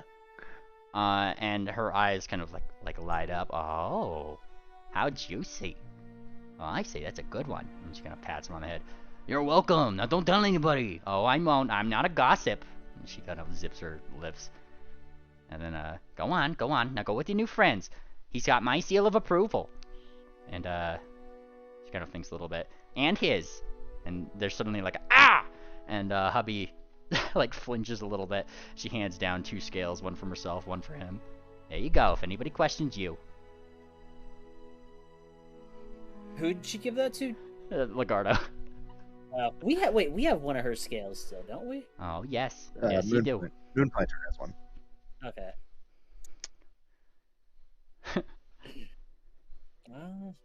Well, did anyone else have anything? I got a secret. Oh. And she, Oh, by the way, this is Madame Fortuna. Nice to meet you, Madame Fortuna. I predict the future and shit. Oh, and she kind of thinks, the future's the biggest secret of all. Yeah. She kind of like leans down. So you got a secret for me? Yeah, I do. I fucking do. Are you giving her the I gotta secret? do it. Yeah, I gotta give you. I gotta type it. I gotta type it. Wait, should I just say out loud? Is it metagaming? If you want to give me your secret, like just, the whole point is like not metagaming between characters, yes. If you want to definitely keep it a secret from the party, you're free to DM it to me. I gotta DM it to you. Okay. Fair enough. All right. What did Fortuna say that was audible to the rest of the party? Oh, and she kind of like she kind of thinks a little bit at that. Oh. Well, if you come by sometime, I might have some information for you, Miss Fortuna. And she kind of thinks, and she kind of like nods. Oh yes. Now run along now. She shoos you off to the friends. Shoo.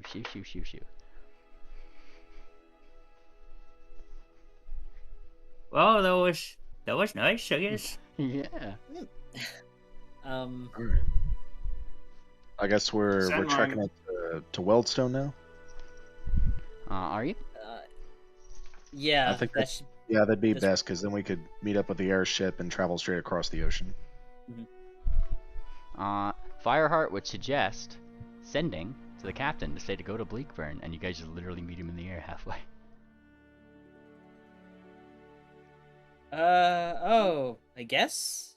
Yeah. Yeah, if he'll slow down and lower altitude so we can all get on his ship, that could work. Yep. Do we just swap ships and they go back the way that they came? Well, he'd be going from Weldstone to Bleakburn, and the idea is, so long as things are timed correctly, you guys can just meet up in the air. That seems like incredible timing, but I guess if DM says we can make it work. Yeah.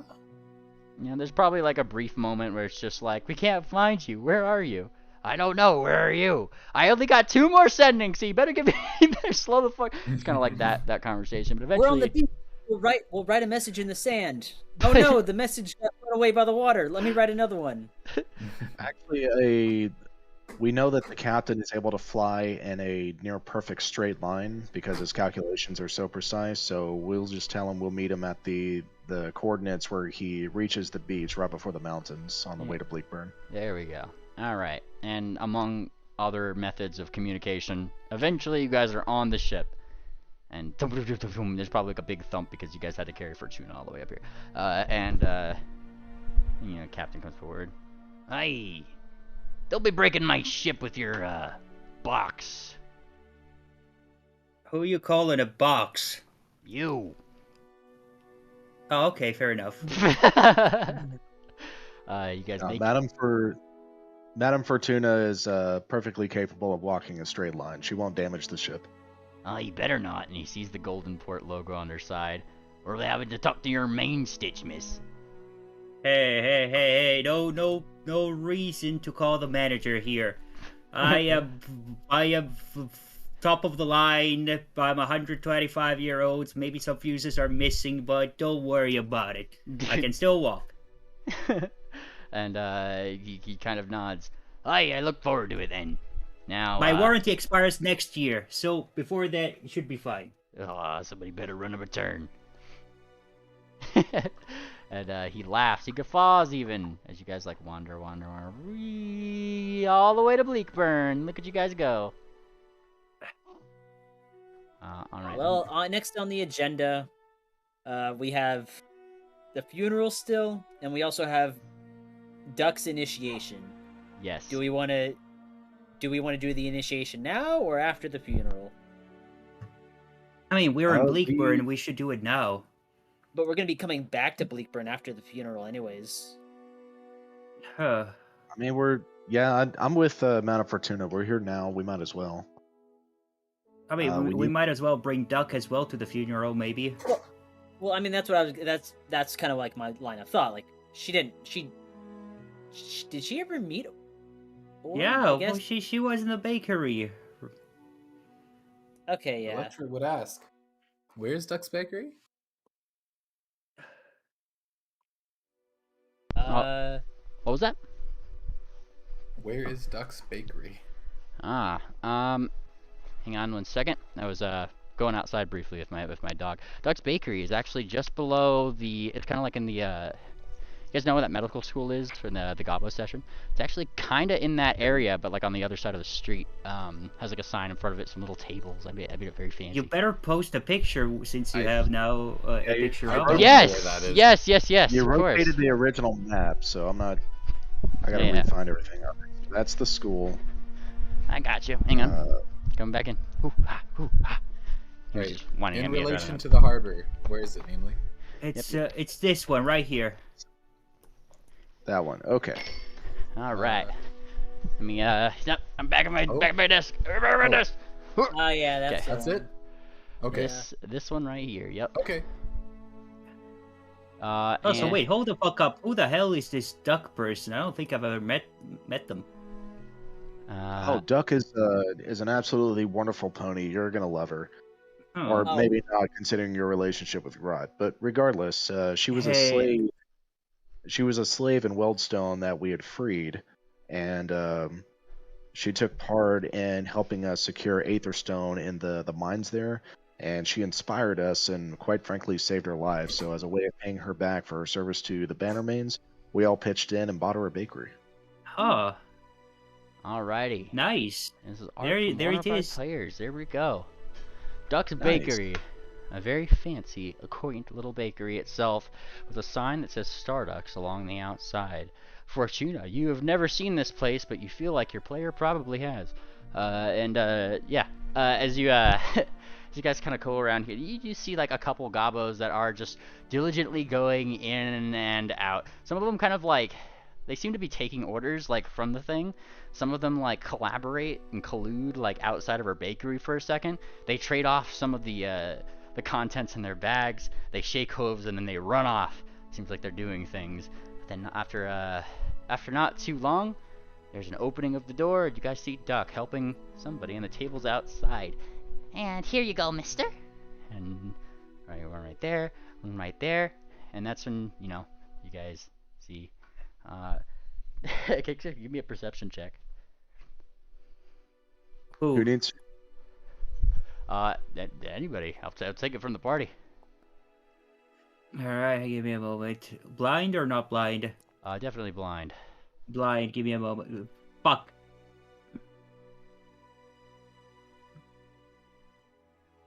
Perception. The fuck? Oh, there we go. I can't roll my initiative. Oh, there we go. There, never mind.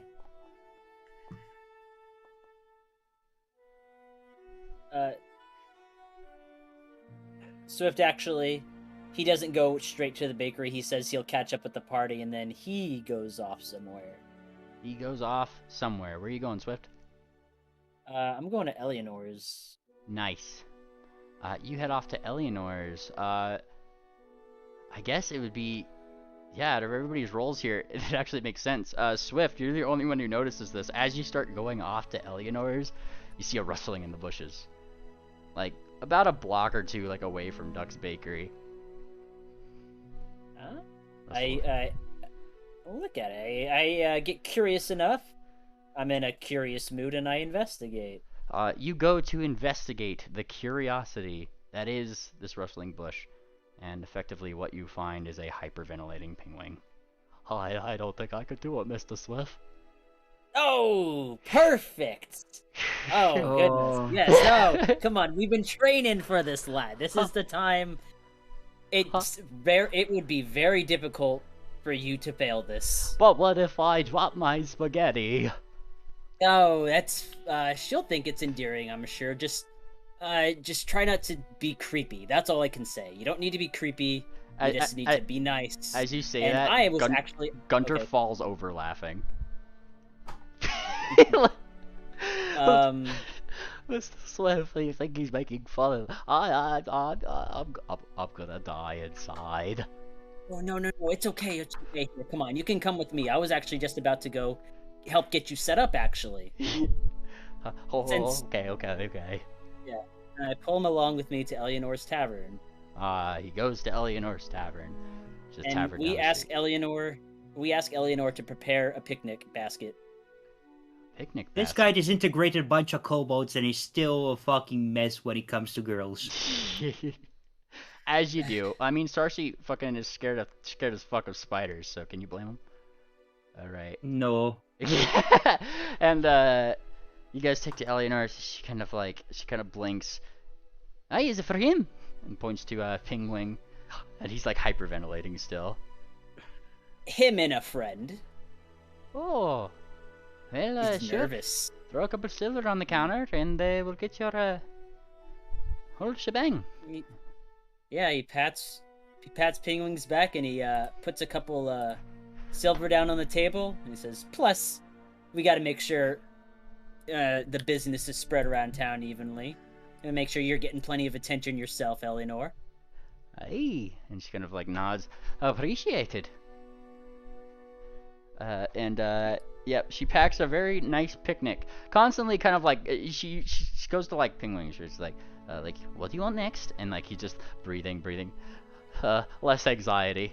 I'll pack 2 sandwiches then. And, packs 2 sandwiches, blah, blah. Like, she's doing the best that you can. Eventually, a neat little picnic basket is kept together. Do you ever tell her who this picnic basket is for on the other end? That's what I ask.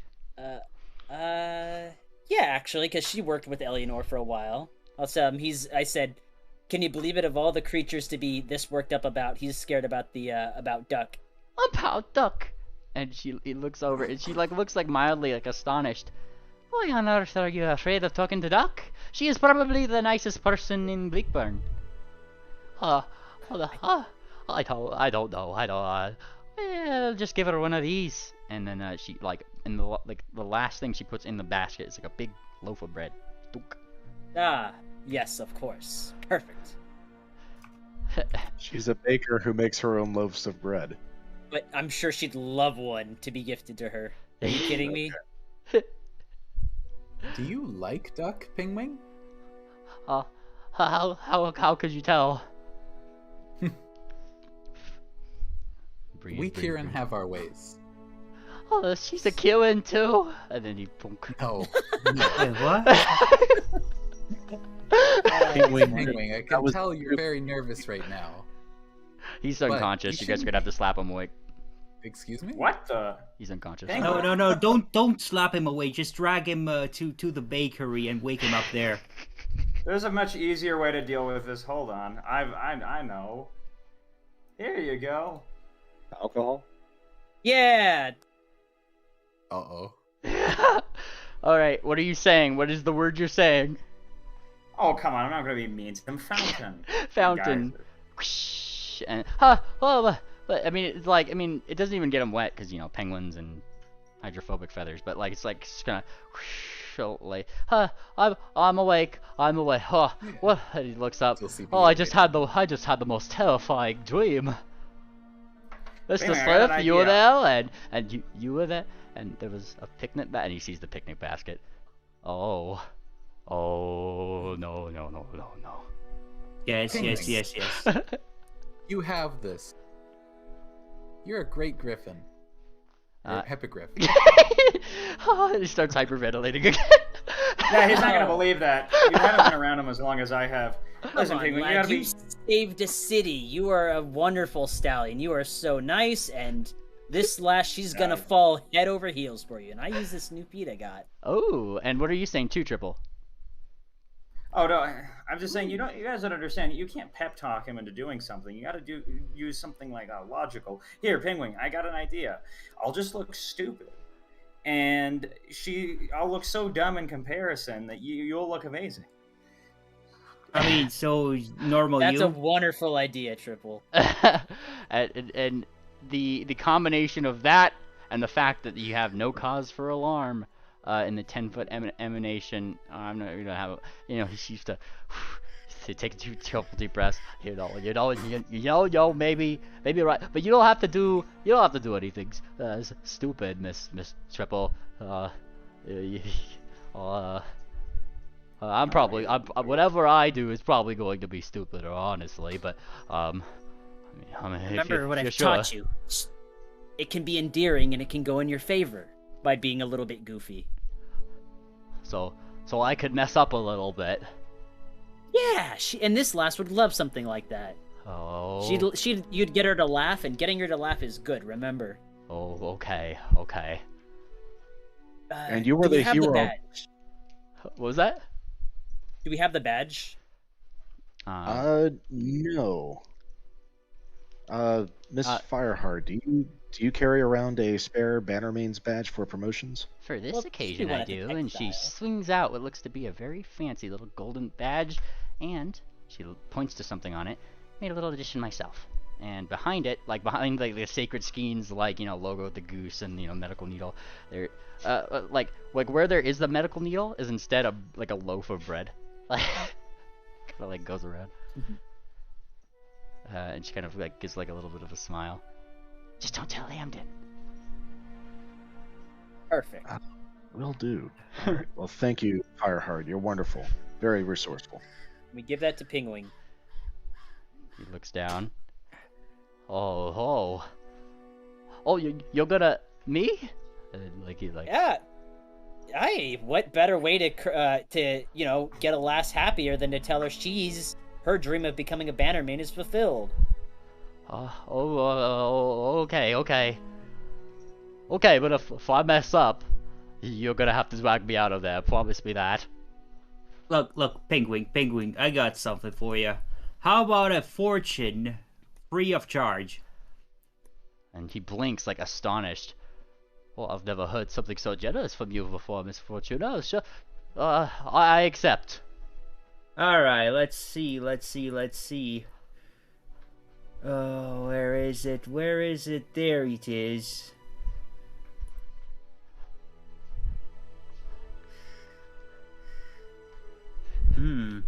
So, let's see if the result of this shit will be good or bad. Come on. Alright. You cast the results predicting the future to 30 minutes, which is perfect. And I have to roll a secret check. Ooh. All right. So for 1d20, eh? Let's see. You get an overwhelmingly wheel result. Looks like fortune is on your side, mate. He kind of blinks, like he looks at the little card. Oh, okay. Well, if you say so. I know so.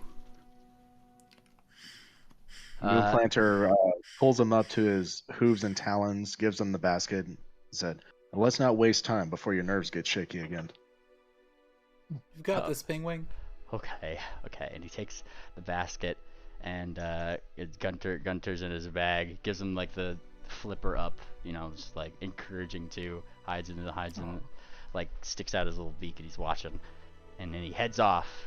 With all the things, and are you guys like? You go with him, right? Yeah. Are you guys Yeah, we're No, we're because gonna be it's there for the promotion. yeah, it's the initiation. fair enough. Yeah. What if we hide in the bushes until he gives out the badge? No, it's gotta be a surprise. Come on. I've got a better idea. Yo. That works too. That works. All right. Invisibility sphere behind. He takes a deep breath. He sees the casting. Whoosh. I mean, he's seen you guys the invisibility sphere before, so he's, okay. And then he walks, and you guys kind of follow him up the bakery. I'm gonna put this back on screen here so you guys have the visual aid.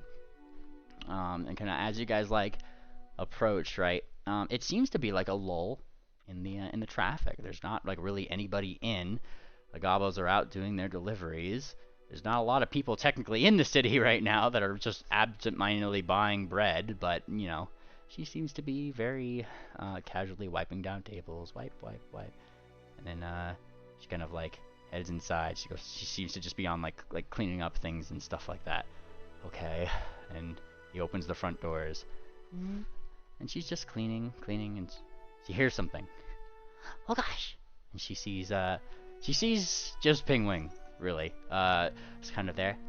Oh gosh, you're. Oh yeah. Hi. And I believe that, refresh my memories. Has she actually heard Pingwing's name? Did you guys introduce her when you guys came to here last time, or did she just see him being all nervous? He just saw it being all nervous. Gotcha. And she kind of, oh, hi. I've seen you before, friend. And kind of like waves. You guys see that he's starting to get a little sweaty. Hi. Hi, my name is Pingwing. Oh gosh, hi Mr. Pingwing. And she jumps over. Do you care if I hug you? What? And he looks like astonished. Not at all. Not at all. And she's like, okay. And then she hugs. Oh gosh, Look. You're very fluffy. And like she like looks at his oh well, I gotta keep myself all nice and proper. Oh gosh, well it shows, mister. And then her eyes go fucking wide the moment she sees the little beak like poking out of his bag. What the heck is that? She like looks super excited. And Gunter pokes his head out. That's a penguin like you! That's why your name is Pingwing, isn't it? I knew it. She kind of like smiles broadly.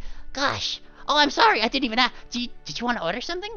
She like looks at, well, not exactly. Well, oh yes. And she nods.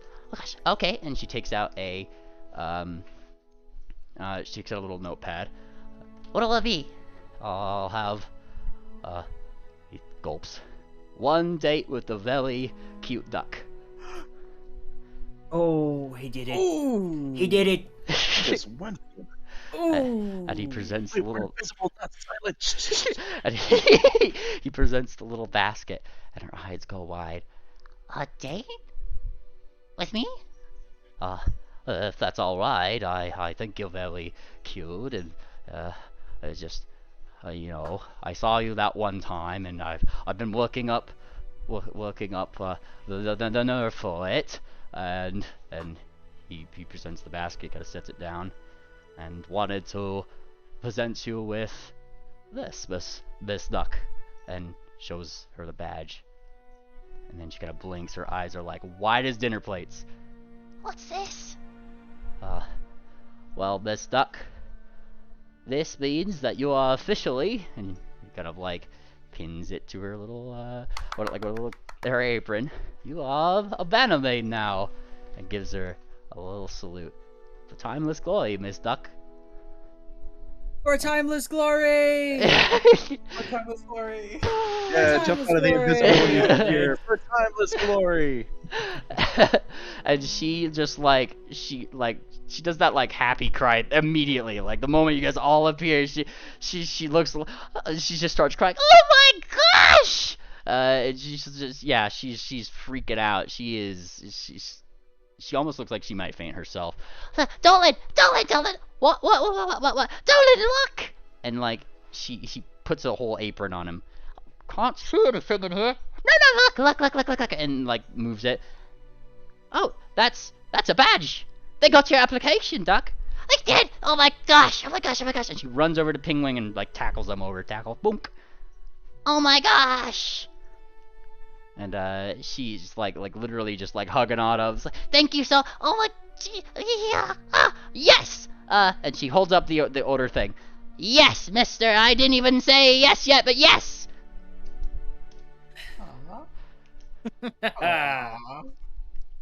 And splendid. And he looks like he doesn't know what just happened, but it happened. And he looks towards giving him the wings up. Yeah, the big thumbs up. And he's giving like the talons up himself, like nodding, like I don't know what just happened, what the fucking happened. And he's like behind, like she's like hugging out, he's just like right behind. Okay. Like go ahead, go on. Oh, okay. And he kind of lifts her up and sets her down, and she kind of waits there patiently a little bit. Oh, okay. Miss Duck. I guess and he looks around. I guess you better get going to orientation. Yes. Maybe a word. Pingwing here's gonna be running your orientation for you. Mm-hmm. And maybe a word about the history and significance of the Bannermanes and the responsibilities that come with the position. Oh gosh, of course. And she says, and she does like a salute herself, and like her mane gets in her face when she does a bonk. And she says, over a picnic, of course. And she smiles. I see that bread there, mister. And Pingwing just kind of like looks to you. I'll make sure she's caught up on it. I'm really good with history. Perfect. Go get him, lad. And I whisper, go get him, lad. And I give him a pat. Oh gosh. And of course, and she goes over to Dolan, and then she looks toward Pingwing. They gotta stay here and hold down the fort. And Gunter almost looks indignant. Huh? And Gunter, you get to stay here and make friends with Dolan. He says, Step brothers. Yeah. And they both like kind of sit down, and Gunter does like the crossing his flippers thing, like not looking at Dolan, and Dolan's just kind of sitting there like, hello, my name is Dolan. Huh? Nice to meet you too. And then that's kind of, and Duck kind of looks, aw, look, they like each other. And she runs out with Pingwing, kind of pulls him along. Okay, I'll see you guys later. Right. Have fun, Pingwing. Oh, it was magnificent. That went well, just as predicted. Not to take anything away from the moment, but that was far more informal than I wanted it to be. After all, this is a new Bannermane coming into the organization. There should have been some formality to it. I would agree normally with you, Moonplanter, but I think in this situation it fits. This is a huge point in both Duck and Pingwing's life. How about we set up a meeting with Amden, and we can make it a more proper, formal occasion with him, since he's the main sound stage. Like a great idea. Yeah, a presentation of a new Bannermane to the main stage. That sounds appropriate. Okay, perfect. Well, I just, this was sort of I wanted to make sure he could get his chance, sort of thing. And Dolan just kind of like he's still trying to like look around Gunter. He's just like, "Are you all right?" And he keeps like, as he's like kind of going around him, he keeps turning his body so his back keeps facing away from Dolan. You don't need to mock me. Does Pollux understand what they're saying? Oh yeah, definitely. He'll probably just call laughing, I'm assuming. Oh yeah, definitely. Familiar speak, you know. Yeah. Okay. So that was that. Good job, guys. So we got the rest of the day, I guess. Yeah, well, you guys said you wanted to do something with Amden, yeah? Yeah, I guess that's to say, sorry, like after the picnic, we have a more formal thing with Amden. Same Gotcha. Duck. Gotcha. Yeah. Moonplanter would ask Dolan. Oh, I'm sorry. How much business has Duck been receiving? I thought the city of Bleakburn was being evacuated. It was, but there's still people here that live here, namely adventurers and guards, and you know, people still need lunchtime. It's not like it just goes away. Has she been able to financially keep her head above water, so to speak? Oh yeah, definitely. Oh, that's a relief. Yes.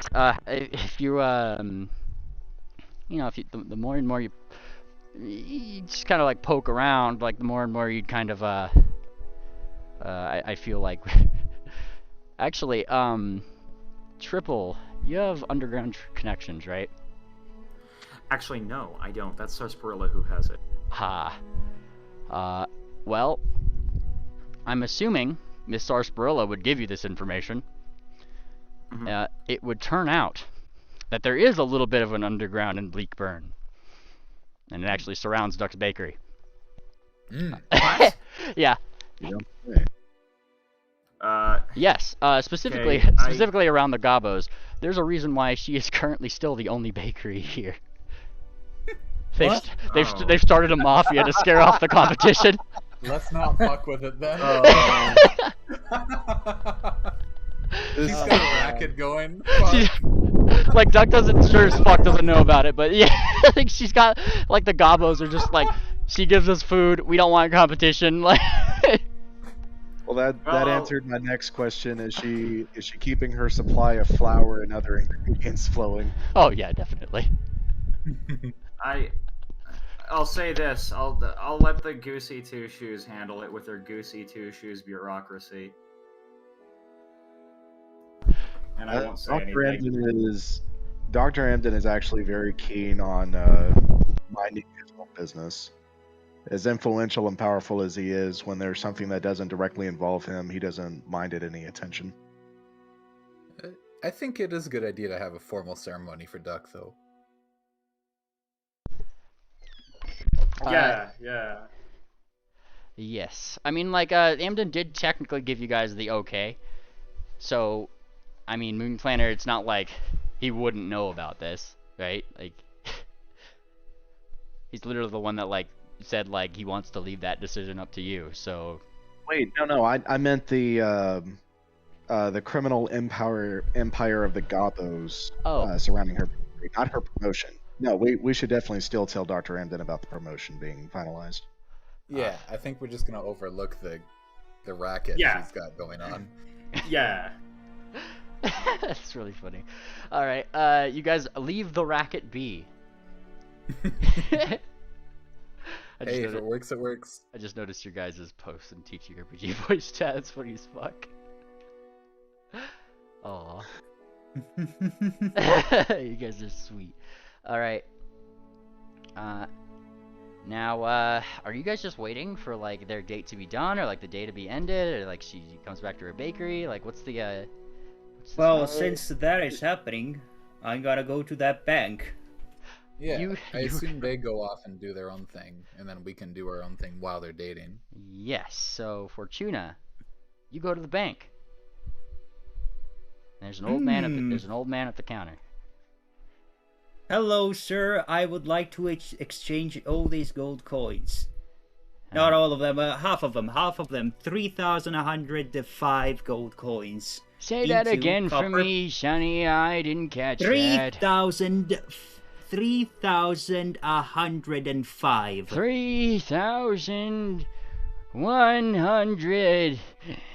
3,105 gold pieces for Copper.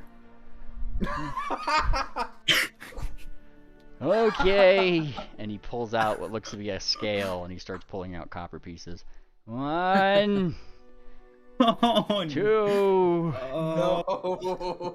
3, I'm Four. never gonna go on vacation. 5. It doesn't stop. You know, let's one gold coin, just one gold coin, all right? One gold coin, just give me 100 pieces and be done with it, please. 1 gold coin. Okay. 1, 2. One silver piece. One silver piece. Okay, 1 silver piece.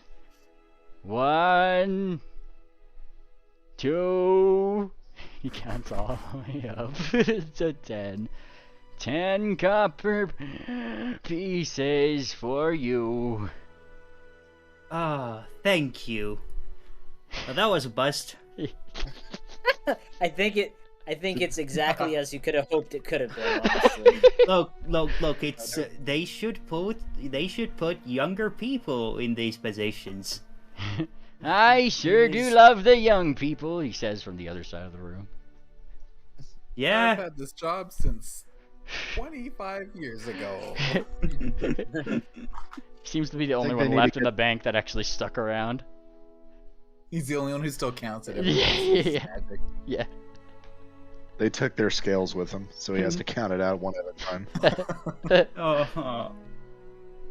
4.5 hours into it. Yeah, where was I? Yeah, better start over just to be sure. 1, 2. He's the D. branch's most accurate D. counter because he starts over at least 4 times per count. Yeah. He's the anti-forgery sniffer. All right, so we're gonna have to fabricate a plan to rob this bank and exchange the gold coins at some point in the future. Wait, what? It's not really robbing if we're just exchanging stuff ourselves. Okay, but I'm gonna count just as slow as Sure. you. Yeah, I am sure. It's a zero-sum game. Come on. Alright. Moon Planner would inform Dr. Amden of Duck's promotion and request a meeting with formal introduction of Duck into the Bannermanes. And when time is up, send an official summons to Duck. Yeah? Yeah. Awesome. So you go into Dr. Amden's office, Mr. Planter, and anybody else who's coming in that respect. I'm not sure who's going and doing what. Yeah, Swift Probably will all of go. us, huh? Yeah, I imagine. Amden's office is knocked upon. Knock, knock, knock. Knock, knock, knock. Try a third Dr. time, Amden. maybe I'll open it. No, sir, I don't think that's necessary. We arrived in the docks today. We have some information to share with you. No, I still need that third knock there, Susie. Moon Planter. Knock. He knocks and doesn't stop until Dr. Amden opens the door. Alright, and then the door kind of swings open. What? Oh, Dr. Amden, you're in your Didn't office. wait. What was that? I said, oh, Oh, well, then you guys are speaking at the same time. What? yeah, Moon Planter just says, oh, Dr. Amden, you're in your office. Very good, sir. That's me. And he kind of nods. And he does that thing where like he puts his kind of like elbows of his claws like on the table, but it kind of slips to the side because the edge of his desk is still missing. God damn it. Don't you have make whole, sir? You could have repaired that by now. This is when I actually have to check his fucking spell list. I actually don't know if he does or not. Hang on. He's a cleric. He's a cleric. Of course he does. Make I'm whole. assuming even if he didn't have it, he would have told somebody else to do it. Well, make whole is, I guess it's mending in Pathfinder 2e, and then like it's heightened, right? Mending, Pathfinder. Let's see, I need to see if this is even on the divine spell list. Shit, it is. It's on every spell list. Oh shit. There we Well, Yeah, make whole. Make hole's one of my favorite spells. And he kind of like looks down. No, because then it wouldn't match the rest of the desk. You see, and then he kind of like looks. This is all dark, and then there'd be new wood here, and that'd just piss me off more. You just painted. Or stain it. You offering? No, sir. In fact, we're here to inform you that we finally made Duck's promotion into the Bannermanes official. And kind of like looks. Well, congratulations for timeless glory, and where's the little bastard? Well, He's on a date. What? I mean, she's receiving her orientation. From whom? The hippogriff, the penguin-looking hippogriff from before. Fangirl. Yeah. He's also quite a fan of her, as it turns out. And he kind of like blinks for a second. So you are having a first date in which she is introduced. You kind of like head to like claw to the head. Yep, things are back to normal, all right. All right. Actually, I understand. Planner wanted to.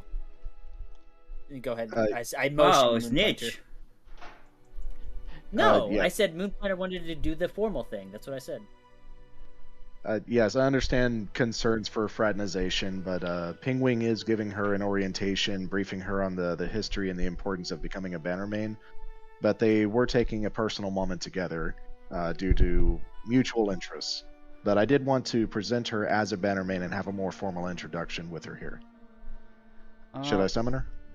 And he kind of like thinks for a little bit, and briefly he kind of fiddles with his holy symbol, and he's looking up like, Jesus, give me strength kind of deal.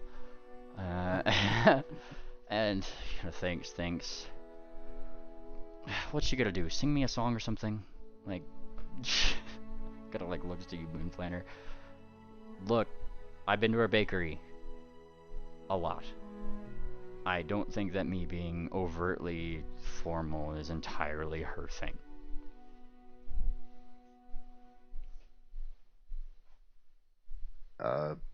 Well, very well, sir. Now, if you want me to, I certainly can. But, unfortunately, and he gestures to himself, all of this is very intimidating when I have to get on my, and he puts in quotes, main stitch voice. Quite frankly, I don't want to ruin whatever fangirl has going on. Okay? It's understandable, sir. Are you recommending against a formal ceremony? And he kind of like thinks, no. And he gives you a very fucking obvious wink. Wink, and he says wink. Understandable, sir. We will try our best to have a formal ceremony. However, if conditions don't allow, we will change our plans. And he kind of like does a small salute back. For timeless glory, whoever you are. For timeless glory, sir. That's the Kieran. Not the Kieran. He looks at Electra. From the High Rollers? Hold on. Would Electra know the Kieran? I only said that because you were talking, like Swift was making a joke, because you were kind of talking like the Kieran. Yeah, he's looking at Electra. That's understandable. Electra, if you have been to Dakalai, then and been to the Bannermanes HQ, you definitely know the Kieran. Yep, I guess she'd know the Kieran. Sir, I am not the Kieran, sir. I am just a Kieran, sir. Easy, soldier. Electra, why are you speaking like a recruit? He's a main stage, isn't he? He is, but you're a hero of Wati. Carry yourself like one. No. Let her continue. Go on. At ease, soldier. Oh, you don't have to be so formal with this teddy bear, and I give Emden a pat on the arm. Hydraulic push to the side of the wall. Let me reflex save it. Oh yeah, go for it. Actually, I think hydraulic push is just a it's a spell attack It's roll. just flat. Are you sure? Hydraulic press. No. Pathfinder 2. Hang on. I think it is because it's like a ray. And hydraulic push is, yep, make a ranged spell attack roll. Fantastic. Is NPCs important? Do I even have? I don't have any. For me. Oh no, You've I got do it sacred prepared. scenes. There it is. All right, it's technically this right now. There it is. Do. What's your AC? What's your AC? 35. Oh, Oh, shit. boy. Is it a crit? Oh dear. Holy Damn, shit. damn it. I was hoping for a reflex roll, damn it. No, God, no. Poosh! You were literally just blasted out of the room back 5-10 feet on a critical success. And it's just like, he just keeps it there. I'm gonna waits, and now we're done. No touchy. We're not buddy. All right. And you know, like looks towards you. You keep your wet ass over there.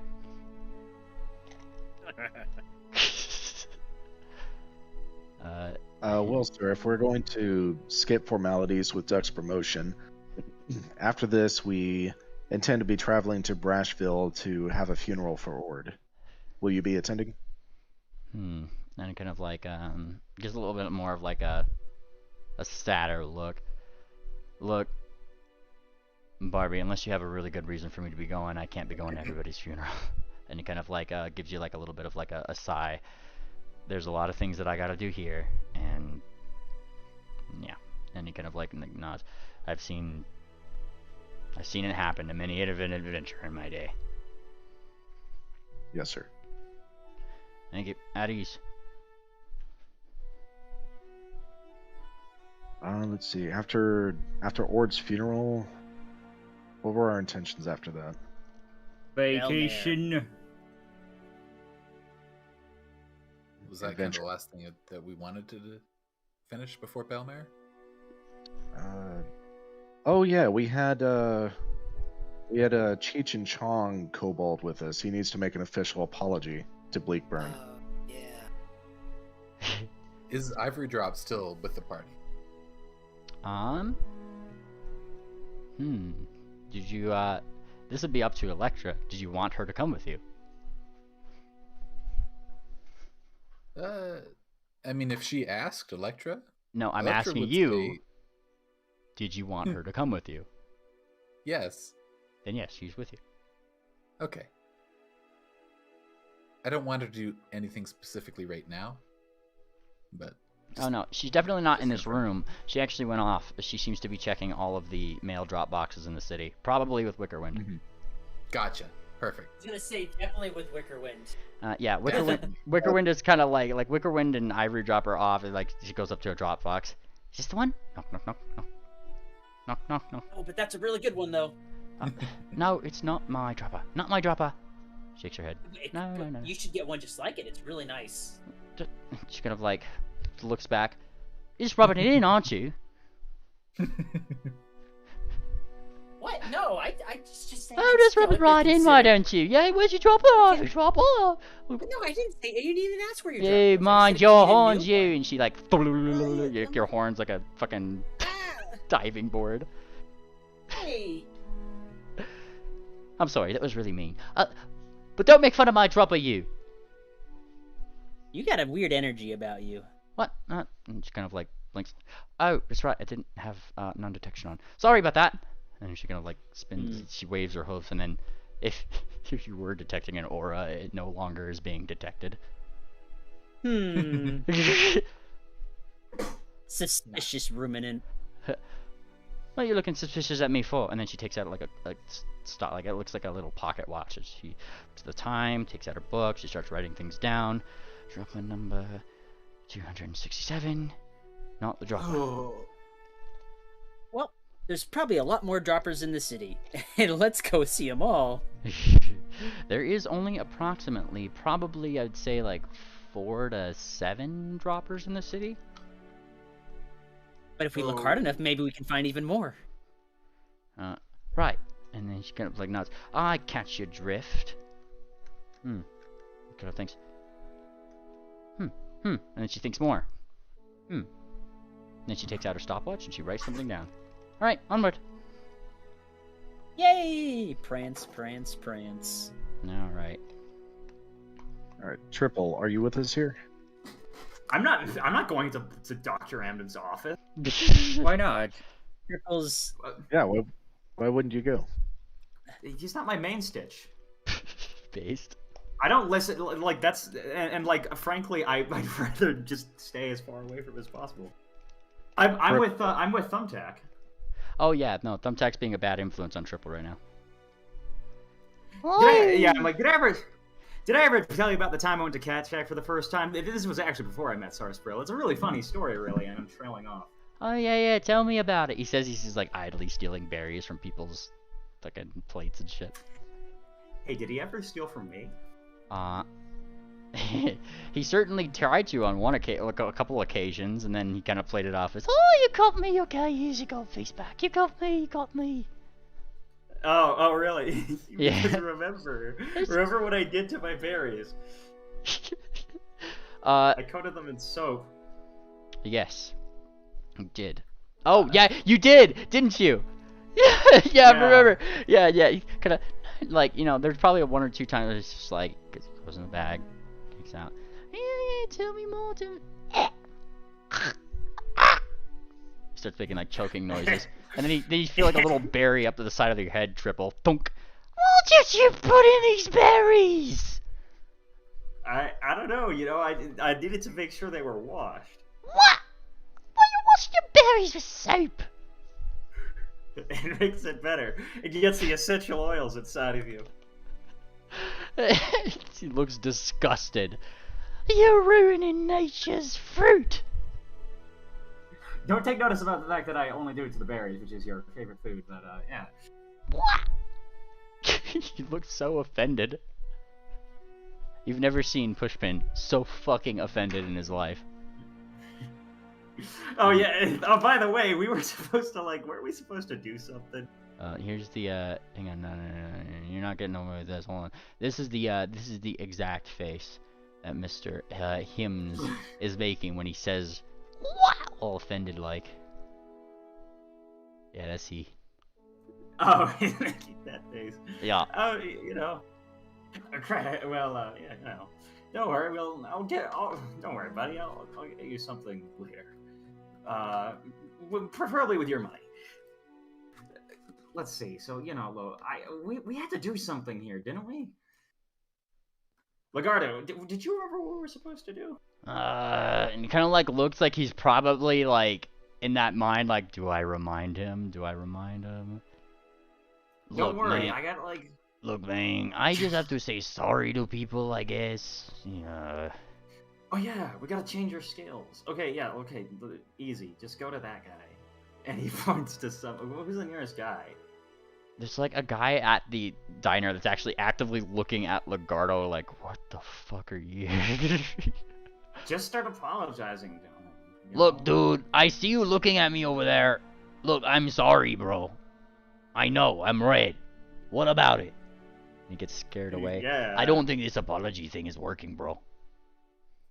Actually, I think it's working great. He was like, well, actually, should I like roll perception to see how it's good? I don't have sense motive, do I? No, you can well, I mean, you don't really need to sense motive as he kind of stands and moves his chair away. It's like you kind of get the drift. And then, it just actually doesn't take too long, Triple, before you are like, there's a couple guards that actually come around you and your guys' table. We've been getting reports of a kobold in the city. Like, looks down. I think we found him. See with you? What about all these green guys? You're okay with that? And they kind of nod. They've been, well, Amden advocated for them. He kind of says, but you, are you causing trouble? And he looks down to the thing. Look, man, I just need to tell everybody I'm sorry. Okay? That's all I'm here for. Look, he can tell you. And he points to Triple. Yeah, I can confirm that. Here, I'll show my badge. It's been so long since I've actually pulled it out. I've been used to hiding it. Pull it out. You show him the badge. Guess. Kind of like shrugs. All right. I'm watching you. Yeah. And he kind of waves his claw. Man, everybody's so scaleless around here. That's the words you use, right? I don't know. You know, Excuse me? Just don't worry about it. He kind of shakes his head. Oh, by the way, I'm sorry. He says to the guards as they like walk away. See, I did it. Yeah. Okay. Okay. we gotta get through the town. That's what we're doing. We gotta get to the town, go to places, and we gotta do this. Sorry. What was my planner gonna say? Yep. That's what Triple's doing. Triple's taking the fucking Lagarto around and telling everybody he's sorry in probably a much similar way to what just happened. Like, yeah, this is weird. Man, I feel for him, but at the same time, he does have to say sorry. It's not like I didn't think he did nothing wrong, but still. Yeah. The more and more he says sorry, the more and more he just kind of like rolls his eye, like it's just something he has to do now. For Miss Cafe kind of deal. Like it's just a job, man. I gotta do it for the job. Hopefully Miss Cafe pays more. It's like that's the and Mr. Heatfang, he was giving me minimum wage. That sounds about right. Said, why do I need you when I have another inventor, some stupid griffin named Gyro? Oh yeah. Sarsarilla's like with him right now. Oh yeah, Sarsaparilla is probably what's making him a little bit more comfortable in the whole situation, as they could just literally talk about wrenches and shit. Pretty much, yeah. All right. And Tangent, what are you doing? Where are we? Bleakburn. Tangent. Tangent! She's here. You made it. Did you feed your cats? No. Oh. Okay. We're on Criminal. Tangent. We're it on turns Criminal. No. We are in Bleakburn. You're in Bleakburn. And in my office, still, says Amden, as you're the last one in his office, Tangent. Oh. Yeah, oh. Tangent says, I've got some plans for helping out the needy when we're not busy, and Triple requested a consultation. So he might come with me. That is perhaps the smartest thing I've ever heard you say. Do tell. Oh, he wanted to know more about the Sun King and Sun Queen. Well, I was going to get him some literature. I'm sure that you can help him with that, Pat. What, do you expect me to do it? No. Okay. Wait, I don't even know who you worship. Tangent, yes. He worship. She was making a very bad joke, Dr. Andon. Of course she knows you worship. No. Let her go on. Oh, yeah? Come on. I forget the name of non-copyright Twilight. The author. And it's actually Sheila. Sheila's her. No. And actually Luminance. she's more like Fausticorn instead of Twilight. Oh. Jesus Christ.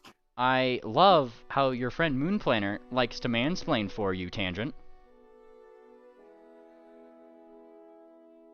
What's mansplaining? Oh my It's god, less- get out of my office.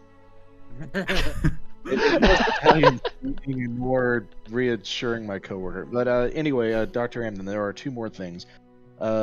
Since our payday in Wati, I've decided to fund a library, and I'll be doing that in the near future. It will be focusing on gathering intelligence regarding the natural resources around Bleakburn, and particularly those that have medicinal uses.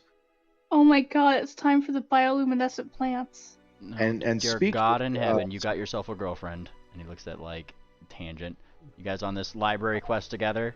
Need more glowing plants? No, sir, not exactly. But the glowing plants, I do want to make that our first project, and we did find an interesting trinket inside the ziggurat in Wati.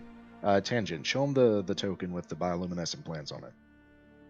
Oh, I took that, did I? Okay, I pull that out of my inventory and show him the idol. You show him the idol. What was the name of that thing again? I know it off the top of my head. Hang on. Can you roll it, chat? Should be, yeah, it should be in her inventory. Uh, Oh, I got it. Bonk. Well, There it is. Yeah. And he kind of looks at it. Oh. Yeah, okay. Play money, I guess. Tangent. She kind of looks at it, picks it up. Picks it up, looks around. It's like, okay. What do you want me to do about it? we could wait. You are worshiping the god of literature. I mean, if we're starting a library, we could use some foundational texts.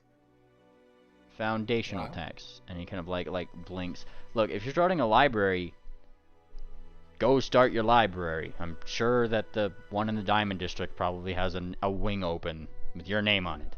Not your name, Tangent, his name. Because your name would probably not suit well with the grand respect of history. No offense, Barbie. What is that supposed to mean? Don't worry about it. Don't think about it too hard. I know it's probably an easy thing for you. Pat, pat, pat, pat, pat. Go on, go start your library, kids. Yes, We will sir. have a great library, sir. Yeah, we're gonna have a great library that focuses on medicinal natural remedies and history. It's gonna be great. You're gonna have a great library with blackjack and hookers. I'm sure of it. Go start your library. We will, sir. We should have some scrolls for basic healing for people to read. How much is this gonna cost me, Moonplanter? You? Oh, I wasn't expecting you to invest in it. This was gonna be a personal project. Well, I guess it depends. Do you want us to chip in, or do you want it to be personal? I definitely intended it to be personal, but if you And I'll leave it to you. But if you do come across any text or information regarding natural medicinal remedies or history of the Bannermanes, just let me know. If you need to purchase them, I'll buy them off of you, fair price. And we can put that idol on other things in the library, like a little museum for the public. Yeah, I like your Yeah, wooden that's pigeons. actually a good They're idea. cool. I like libraries with museum style items. I forget what that's called. Exhibit? Places where you show stuff off at a museum. I forget the word. Exhibit. Yeah, usually Exhibit. local works of art, but we can work that in. Yeah, my local library has some of that. They've got like an Yeah. old corral wagon from 1848 inside the library. It's pretty cool. Nice. Okay, so this is a health and natural remedies and a Bannermanes history joint library exhibit. Like this is like Yeah, out of character. Sorry. Out of character. My bad. Thank you. Out of character, when you establish a library, you can have a main focus that you put research points towards, and then you can have secondary things that your library has on the side. So I want the main focus to be natural medicinal remedies, and then the secondary to be Bannermanes history. We have a lot of artifacts, but I mean, we got those that we can give in Holbeck, I assumed. Where they were gonna unless you want to start with something else, because we got a lot of really good artifacts. Yeah, I think the original goal was to use those artifacts for some extra gold. Yes. Okay. Just making sure. But yeah, having them set up here in Bleakburn would be pretty cool. Would y'all be willing to purchase them for the sake of a historical preservation library? No. Didn't think so. But you know what? You know what we can do, Moon Planner? That will make this a very personal. Put a very personal touch on this. What's that? Buy them from you? Swift reaches into his bag of holding, and he pulls out a sword. We could put this in there. Oh, this is This is Ord's sword.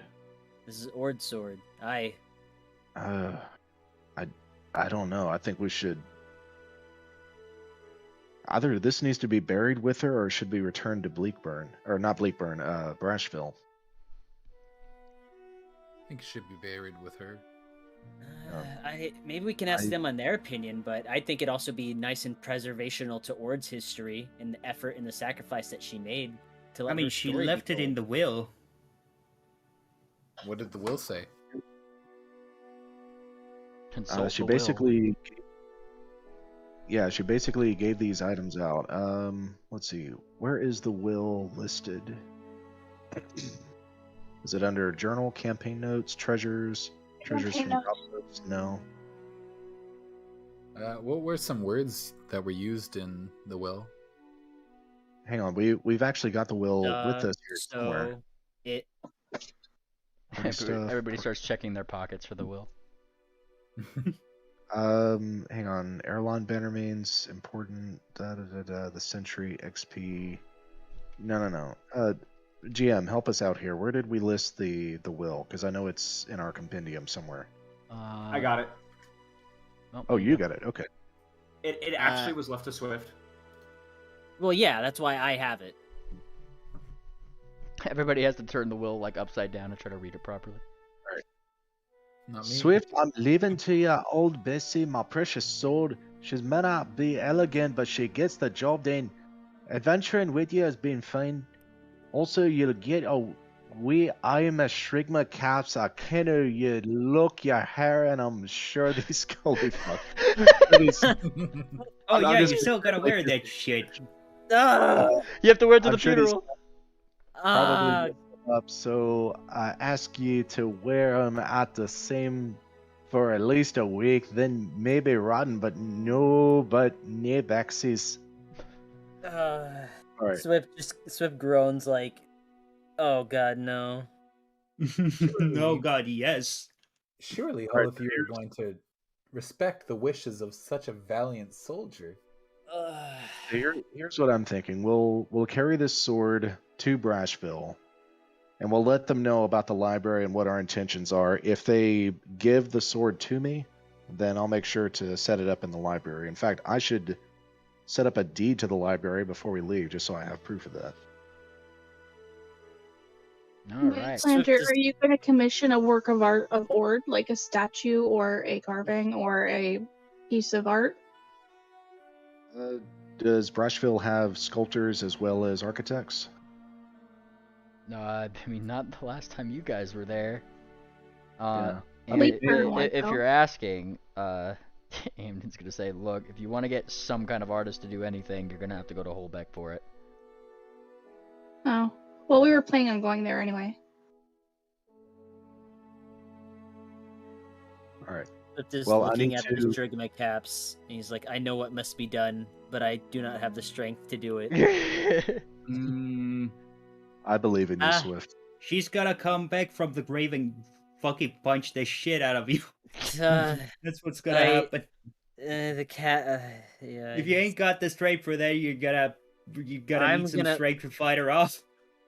Swift just sighs and he gets quiet and he puts his hat in his bag and he puts one of the Shrigma, the rotten, grimy Shrigma caps right over his goddamn mane. Oh, Bluebell, Got- that suits you so perfectly. Oh my!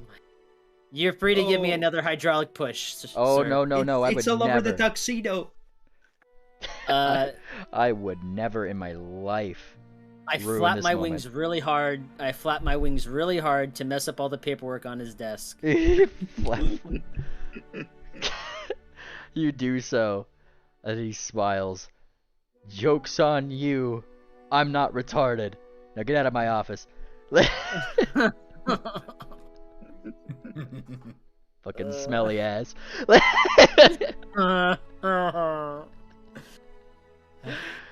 Holy I shit. drag my hooves out. He's having a good Moon Planner's gonna double time to the Diamond District and get a library. You go to the librarian, and coincidentally enough, they have I mean, there's open shelves in the library. It's not like everybody and their moms has like a billion printing presses. Like, it's a library. You put knowledge into it. You really just have to like register with the librarian, realistically, with a good reason. And what you're doing is a perfectly valid reason. Right. Wanna... How much capital do I need to put into the library? And she kind of like glasses down. Look, hon, so long as you're bringing in things and you're not just taking up space with children's books, you're fine. What's wrong with children's books? Well, they don't have much scientific value. She like looks at Tangent. And then just like looks back. Is this a kid or something? Is she special? Yes, I, a cat, am the offspring of a bat pony. Is she adopted? I could understand if she's adopted. She is a hero of Wati. As a matter of... She looks at Tangent, who's probably like playing with something on the desk, like a little dingy button. Ding, ding, ding. As a matter of fact, if she were not with us, we wouldn't have been able to secure Heat Fang. And he takes out the head and puts it on the table. The wing is yours. I don't need to know anything else. As a matter of fact, I think this trophy with this plaque would look perfect right above the mantle.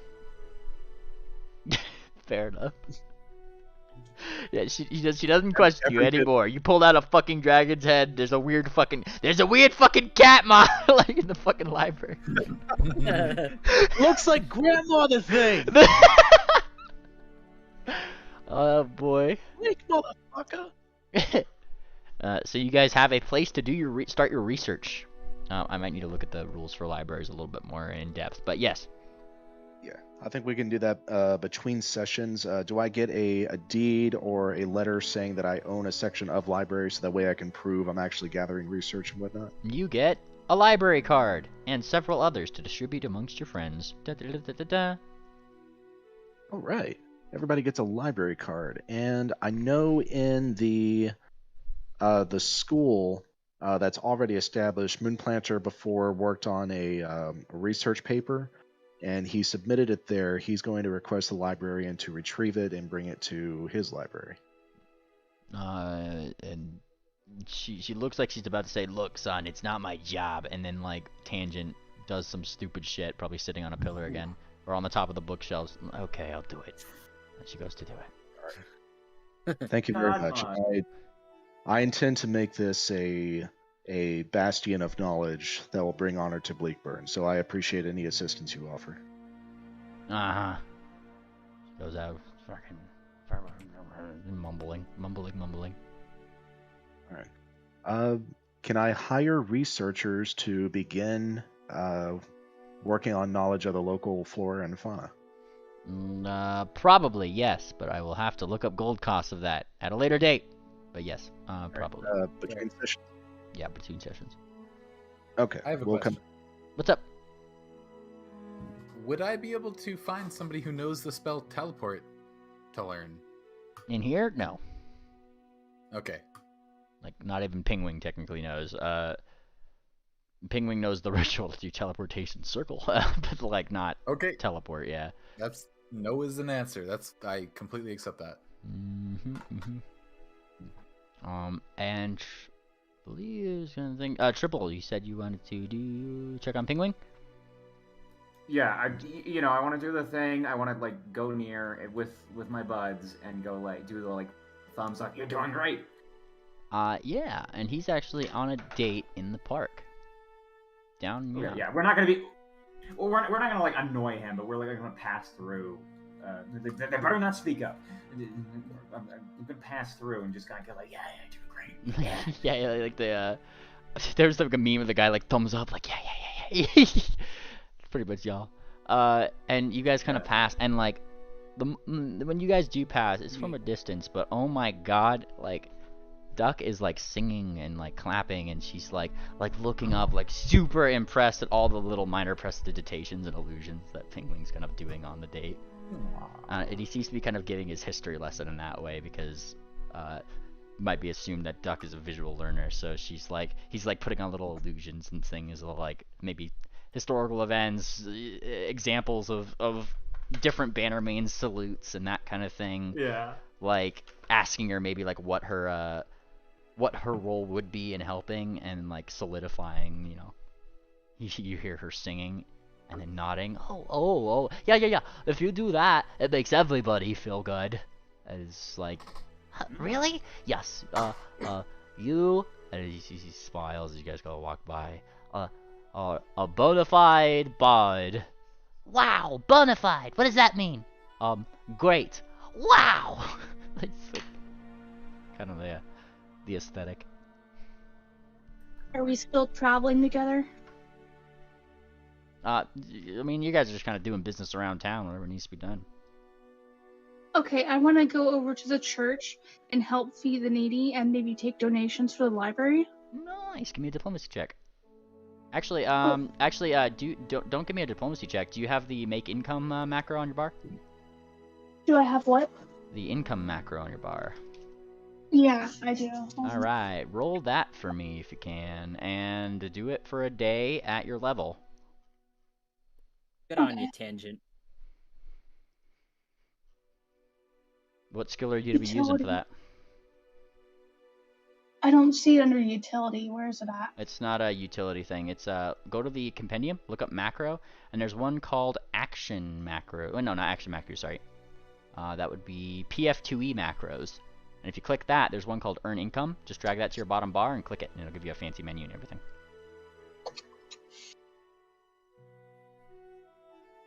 I'll even put Tangent on the map here over by the airship dock, so you could click on your token and do the thing. There you go. I don't see it. Compendium, PF2E, macros, and you click on the thing, and you have to actually drag it to your bottom bar. Okay, not action macros. Nope. And Tangent was It keeps clicking action macros. I don't know why. Well, don't search in look up PF2E macros, Tangent. It'll pop up. PF2E macros. Okay, I found it. There you go. I believe in you. Oh, nice. Oh, I forgot to select something. Yeah, select the your. Oh, I selected religion. Okay. Yeah, so like select your level. It needs to be your level, and then yeah, religion. Oh, and 1 day. Yep. Not 7 days. There you go. Let's see how much you drum up. Oh. Is that your final answer? Drumming. Is that your final You got answer, that Tangent? free hero point. You got that free hero point. I'll use a hero point. Go for it. 1d4.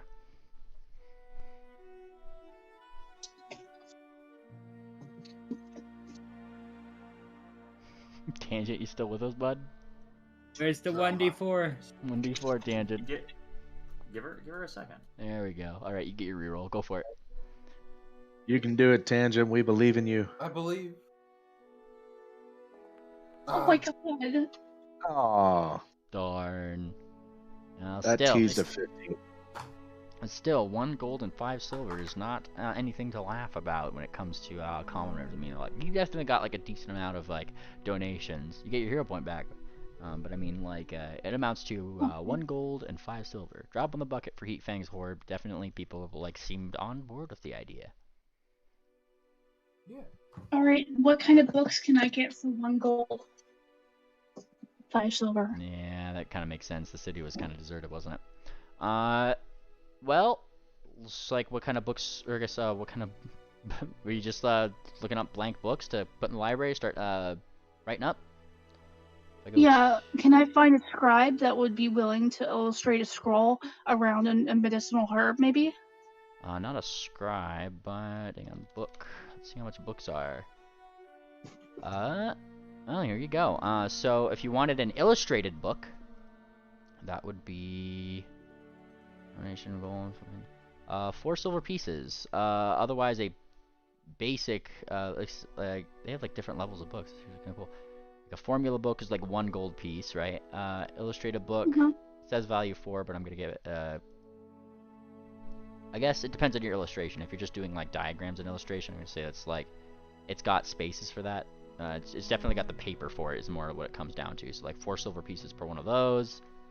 Otherwise, like your basic book is probably going to be like 1 silver piece per book, like just for like Okay, then plain I'm writing going to paper. have them start working on illustrated manual of local herbs for medicinal No, uses. this isn't for scribes. This is just for buying the books. The scribes are a different cost Oh. entirely, and that's something I got to work out with you guys after session.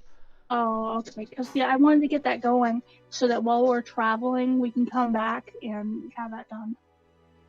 Yeah, fair enough. Mainly, I also want to buy colored ink, so that way the illustrations and diagrams will be colored.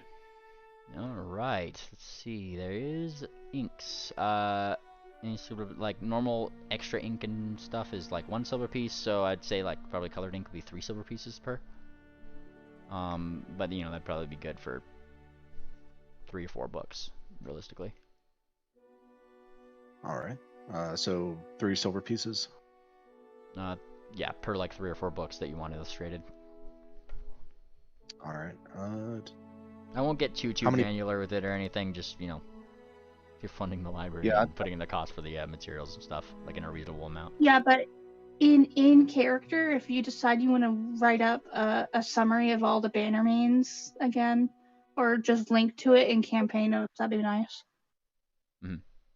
We'll work out the rest of the details later. You guys are pretty much getting them their starter materials with that 1 gold and 5 silver, that tangent probably drummed up with the thing, and that's enough of the thing. If they need more, they're probably going to ask you, hey, we need more money to venture this thing. I think eventually I'll just forward some cash to like an account here in Bleakburn, and that'll be used to fund the library periodically. Fantastic.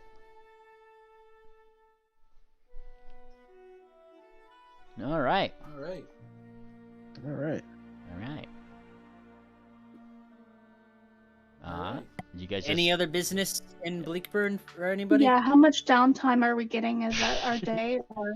I'd allow like 3 or 4 days of downtime realistically here. Just Okay.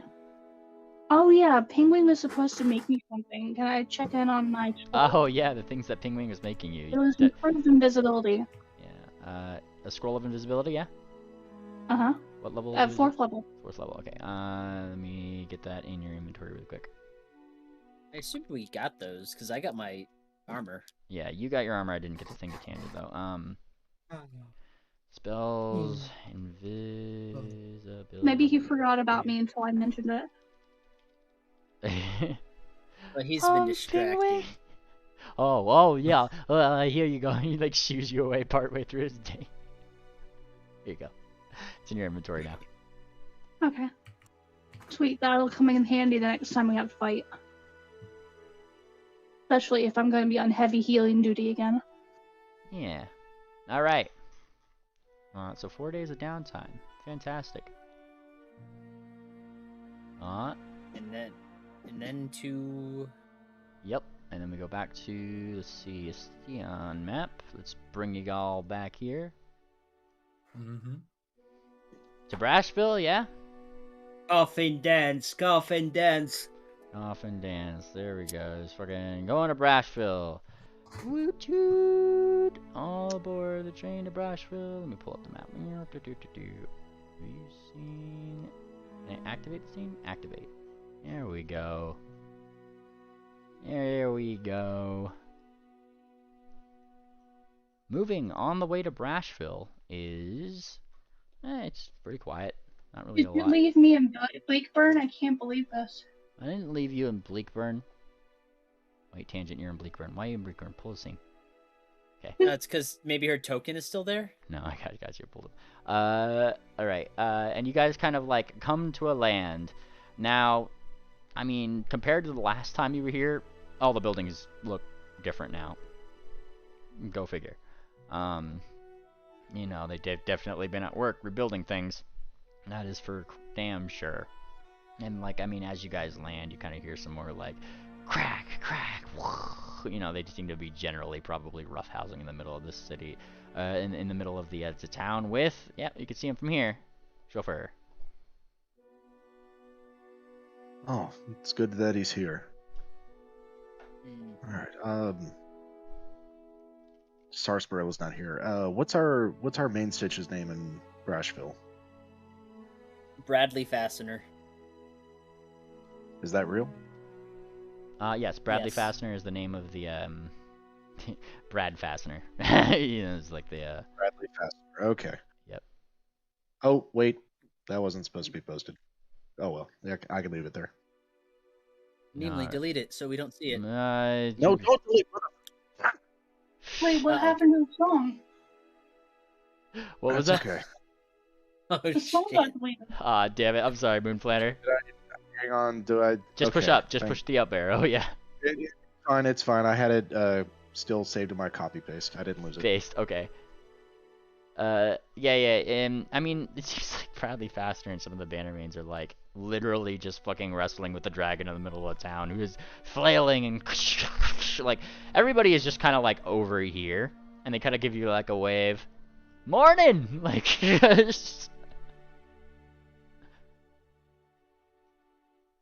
And Good morning. yeah, there you go. Did you say Fastener was over here? Oh yeah, no, they're in the middle of town. They're brawling with the dragon right now. All the citizens are just over here, just smiling and watching their houses be destroyed, so they can get paid and rebuild them. And yeah, what are you doing? Moonplanter approaches with a very solemn look on his face. But he waits for the wrestling to be done. You wait for the wrestling to be done, and I mean it takes a decent amount.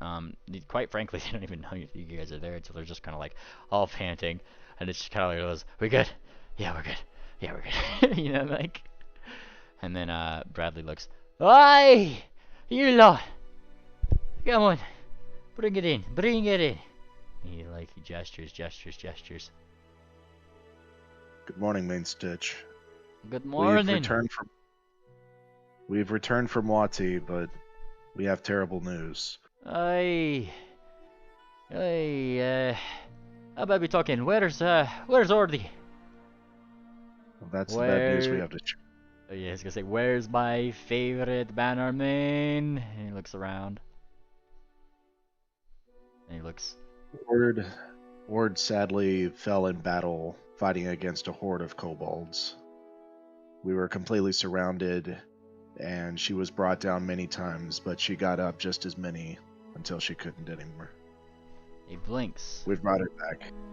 Yeah, he blinks, and chauffeur kind of rolls onto his belly a little bit, and they kind of like look. Hey, you said she went down fighting? Yeah? Oh, yes. As hard as you could fight. Thumps his chest a little bit. Never a hardier lass I ever knew.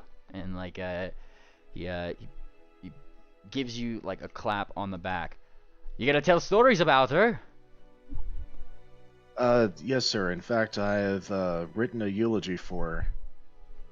I don't know the customs of funerals here in Brashville, but we've brought some of the finest drink that we could find. Chauffeur, get the barrel! And chauffeur looks up. The barrel! Yes, the barrel. And he thumps over to the top of the tavern, which the roof has been taken out, kind of reaches in. And he actually pulls out. It's not like just like the normal barrel that you guys have at like Karen Special. This is like the warehouse, like the cellar barrel, like the one that's like fucking huge. It's a big like what looks to be like a symbol on the side. It is definitely a Kieran special. There's a Kieran on the side. It seems to be blowing some kind of like snowflakes or whatever. Like it's like the brand on the side. We got to give her a proper send-off. She wouldn't have it any other way. Come on. You have your airship, yeah? Points toward the airship. Yes. We've What- got to go what to do the we do sea. with the You hold airship? on to that eulogy of yours, aye? There's got to be tears. Yes, sir. And then Alright, so he looks toward the other Bannermanes. Oi, lot! Ord's no longer with us. And they all go, like, they all start muttering, like, back, like, like, oh, shit, Ord. It's just like, I don't look so sour. And he looks around. She went out like any one of us would have wanted to go out. Hardy to the end. Thumps his chest again. Through and through. Come on. And you. back a barrel. We're drinking to her memory. And they kind of they salute. I mean Stitch. And they all make a procession up to Hands the the titles up Swift. And What? goes, do you still have one of those Shrigma caps? Yeah, Swift, because I think it's probably just still not been a full week of down, like a full week yet. So I'm still wearing one, and I will hand a second one to Tangent. Oh yeah, she will wear it in memory of Ord. And I've got one more if anyone wants it. Moonplanter here would absolutely love to wear one. In honor of Ord. Aye, in honor of Horde, and I'll give you the third Shrigma cap. Shrigma caps are put on. The ride that you guys are going on, Captain, you think you can make this one exception? God thinks. Don't tell Golden Port about it. Don't tell Golden Port what? What? Aye, that's the spirit. And he goes over here, and you guys pretty much spend the time sailing down to the sea, the ocean, wherein you know, the ship lights down and you guys start boarding. Chauffeur even you know, follows you in the thing, though you guys probably had to put that fucking giant ass keg of something in like an empty third level bag of holding that I'm sure one of you guys has, or probably Wickers more than anything. And yeah, like once you guys kind of like light down, come on, give it here, lad. Looks to Wickerwind. What? I'm on the keg. I'm sorry. Put it in your bag. Yes. Wicker puts down his bag of holding, and then he starts to comedically pull the giant keg out of his small bag of holding. He produced the giant giving birth fucking keg, and he kind of like, hey, that's the one. And then, come on, give me help with this, you dumb lizard. And like, he has that like. I heard the cake and got excited. Tangent. And he starts pushing up the barrel with the help of the dragon, till it's upright. All right. Damn hose, help me with this. And the dragon like kind of like uses his claw, opens up the top of the barrel. Looks like it's been completely unopened, and looks towards you. You want to know how we properly send off a Brashville, Bannermane? Yes, sir. Well, let's see her. You said you had her. Swift steps forward, and then he pulls out his bag of holding, and he's very quiet about retrieving the body as he lays his bag down and kind of pulls it backwards so that he can lay out Ord's body. And it was frozen before it was put in to help preserve it. Aye, good lad, good on you. And he gives you like a little bit of that. It's kind of like here that he sort of like finally gets that solemn look. To this point, he's actually been very serious. Like normally he's very like, you know, jaunty about the whole thing, but he's to the letter. This is how it needs to be done, and he certainly seems to like not want to mess up their little thing that they got going on. And all right. And he picks her up. Lordy. Yeah. He makes sure that her eyes are closed. I didn't think her eyes would have been closed, as you guys. Yeah, I think if I recall, Triple closed them actually. Make sure they're closed. So yeah, kind of like blinks. So sad to see you go, but these lot here said that they'd spread the tales of you, and he kind of gets like a smile on his face. And your dumb fat ass. And then he like, you know, his friends and stuff start like smiling and like, you know, nudging each other. Oh, come on, don't look so solemn. You know, Ord wouldn't have wanted that. And Ord's body, he kind of takes it over to the barrel and starts being carefully lowered into what seems to be kind of like an opaque-ish alcohol. It must have cost a fortune in itself, given it was one of the warehouse kegs, like I said, but nonetheless big enough to fit Ord, albeit with a little bit of spillover that kind of goes off the side. One by one, each of the brass tacks moves kind of forward as it's done, saying some final words, and all of them kind of stamp a hoof print on the side of the barrel. Main Stitch kind of nods as the last one comes forth before placing a hoof, put hoof on last as he places on the lid, and stamping the top of the barrel in one motion. And he looks to Chauffeur. Well, your turn, lizard. And as he starts to lift it up, one of his friends kind of pulls out what seems to be some bagpipes, and as they kind of place like Chauffeur kind of glumps him over, like rolls the whole barrel right over to the sea where a fog had started rolling over amidst the very solemn scene. Placing it in the water, a light, calm blue flame moves from Chauffeur's jaws. He sets her into the water, blowing her outwards into the fog. Moon Planner, I believe you had some words. Yes, Moon Planter will stand and face the crowd with Ord fading into the back over him. And he says, My fellow Bannermanes, warriors, scholars, and friends, we're gathered together to witness the passing of one of the greatest among us. Ord hailed from the steadfast city of Brashville, a city more closely bonded together than riveted steel, a population who always rose up from the ashes and kept building their city back stronger no matter the destruction that befell them. From this stock, Ord was born and raised, a mare whose size was only overshadowed by her personality and sheer tenacious will to succeed.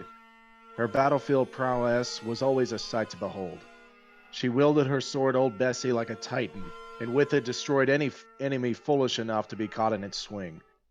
Never one to shy away from a fight, she charged headfirst into any fray, and stood strong no matter the odds. With her gone from our ranks, our hearts are pained, but our resolve is stronger than ever. Ord joined us in the midst of a dragon fight. I flew into the conflict not knowing the humor of her people, thinking their town was on the brink of destruction. We fought with her against a brass dragon named Chauffeur, and he gestures to Chauffeur. He bows. The battle was hard fought. Sorry. Go ahead. I was gonna say he looks like he's crying as he nods as you point to him. The battle was hard fought and won, only for the citizens of Brashville to come out of their homes in giant jubilation. They laughed and raised their voices in great joy at the prank they had pulled, and immediately set to work on rebuilding the burnt buildings. Ord herself was brought back to her hooves, and we began drinking our tavern dry under the din of cut wood, mortared stone, and songs of craftsmanship. Ord's athleticism saw her leaping from a ship to crash through trees and land upon the earth, pulling us all tethered together in a haunted chateau, hurling a cannon at a monstrous flying beast and cleaving the heads off of all manner of creatures. I will remember our times drinking and wrestling together. Though brash and at times cruel, her passion was to see us all succeed. Never again will there be one like her. She will be missed. My personal fondest memory of Ord will always be of our hoof wrestling match in the Tavern of Weldstone. Ord was winning gold and drinking ale at a pace that would make a sailor vomit. One after another, she earned her respect. I stepped to her and challenged her, daring to mock her by saying, "Shall I put some pillows on the floor so you don't hurt your head when I throw you to the ground?" The tavern erupted into mocking awe. Ord's massive hoof and mine clenched together, and I was promptly thrown to the floor.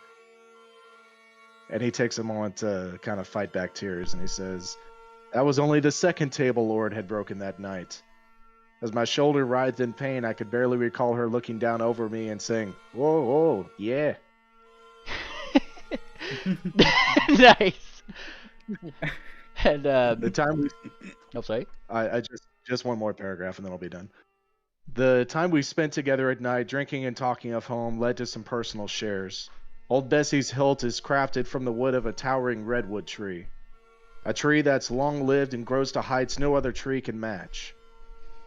With this seed, and he pulls a seed out of his bag of holding, I pray to the Moon Princess that its roots grow deep and its branches high. Let it stand centuries from now as a reminder that our champion Ord stood tall and never swayed from the side of her Bannermanes. Her companionship is a tribute to our history, and she will not be forgotten. And then he digs out a hole in the ground with plenty of room around it, buries the seed, and stomps it. Nice. Amen. Amen. And as mare. as you Hey, start Mayor. as you start stomping it into the ground and properly planting it, it's just clear that you have drawn some tears from the Bannermanes in the back. The main stitch seems to kind of be holding it together in one. It looks like the bagpipe player is both turning blue in the face and also probably tearing up a little bit.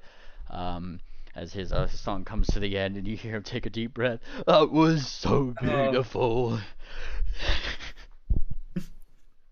And That took one day of practice to actually record that shit. that was actually Anon. Oh, that was you? Yeah. I bought Nice bagpipes a few days ago. It's a really fucking shitty set, but so yeah. Nice job, dude. Hang on, I just gotta post this video because TJ actually did this shit after hearing that recording. I do want to give I Moon just Planner. saw this earlier today. I do want to give you a hero point for that, Mr. Moon Planner. Wonderful eulogy. Thank you. Wonderful performance.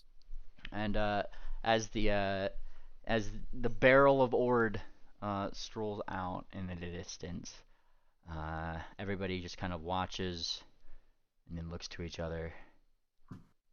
And Mr. Fastener kind of smiles.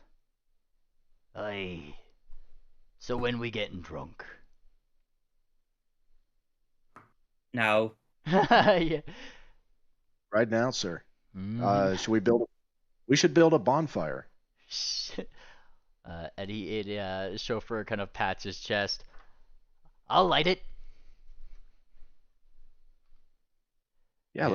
let's get those trees cut down. We'll You stack do the it, Shofi.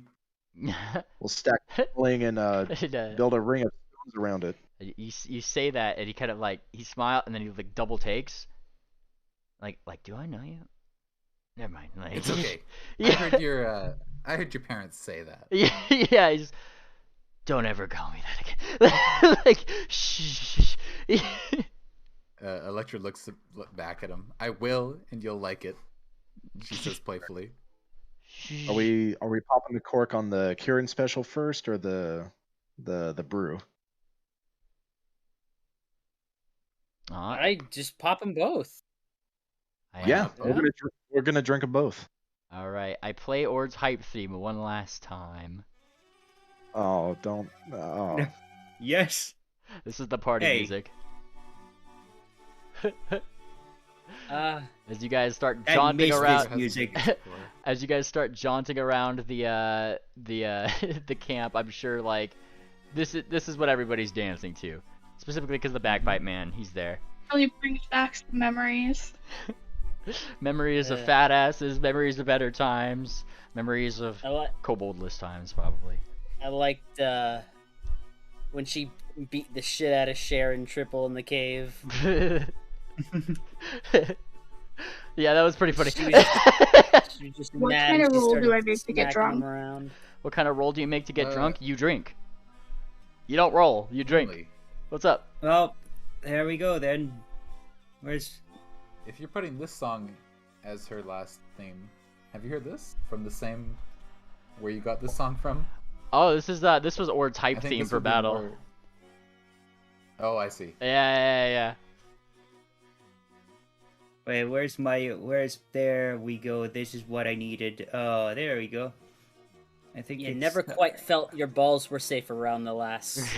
Uses alcohol. Yeah, use your alcohol.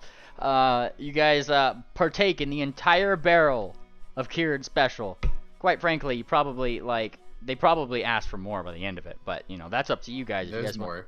Oh yeah, if you guys are definitely preparing that, it's that'd be a thing. Oh, not that one. Hey, it's a Shrigma music. Shrigma. Oh no, actually, you know what? Shrigma music, because you guys are just it's actually a really good drunk theme, and also you guys are wearing the Shrigma caps. Electra would absolutely donate one of the barrels, and she would donate more if people asked for more. They're all for this occasion. All for this occasion. Yeah, like this is a bunch of Antians. Like almost everybody in the Brashville Bannermanes is like an Antian except for Gyro. So You know what? She's gonna take all 4 barrels out, place them down, and yep. Yeah, That's it. it's partook. You have you used your Kieran special barrels as party into the night, and chauffeur probably accidentally bumps into you guys several times, cracks some trees. Tangent's probably needed, but she's also drunk when she heals you. It's kind of good that it's probably magical healing, honestly. Like, you probably don't trust her with the suture needle at this current point in time. Like, Tangent, I would imagine would probably come up to you guys like really drunk at some point, being like, "I could fix that." like, Man, Tangent's here. Tangent, what'd yeah, you do Tangent. that? Yeah, would you do that, Tangent? I don't want to speak for you. Yeah. Yeah. I much still have my spell list from Heat Fang, which is full of heals. Yeah. How much does Tangent drink? I don't know, like 5 cups. That's a lot. That's a decent amount. Tangent lit. Tangent, Tangent's partying. Tangent, you literally get lit. Like, quite literally, by the end of the night, like, at some point, a save would have been failed. Tangent looks like a Kieran. What? All right. This is Kieran special. Everybody pretty much, like, starts looking like Kierans by the end of the night. What is? That's a fortitude save, correct? That is, yeah. With an increasingly big, oh, you're not, wait, you're, I don't know who said not Who's drinking. not drinking? Triple, so Triple's Triple Triple's not drinking. Triple doesn't Kieranify, but I mean, it's kind of one of those things where, like, if you are participating in the drink constantly and you are actually wanting to get drunk, you're failing the effect. like Lyric time. Neric time. Like, literally, Electra as an actual Kieran starts, like, you know, looking all Neric form like, and everybody kind of like everybody kind of starts gathering around Electra and just be like, "Oh, you gather around the new bonfire." You know what? Yes. It's also time for this other special thing. Ooh. Other special thing? Is Fortuna gonna give a special keep- fortune? A special. No, we got Flay Leaf. Oh. Oh, yes. Yes. Oh no. Fortuna lights up. I'd imagine. She just puts it in the combustion engine. I'd imagine Fortuna's light up eyes get a little redder. Is that Bailey Fortuna? That's illegal. Oh, your mom's illegal. Oh. What are you, the Flayleaf police? Yes, You know, sure, you Fortuna. could have some flay leaf. Okay. It doesn't sound so illegal anymore. I don't know if we can trust you unless you smoke the Flayleaf. What? What? What? What? Hang on.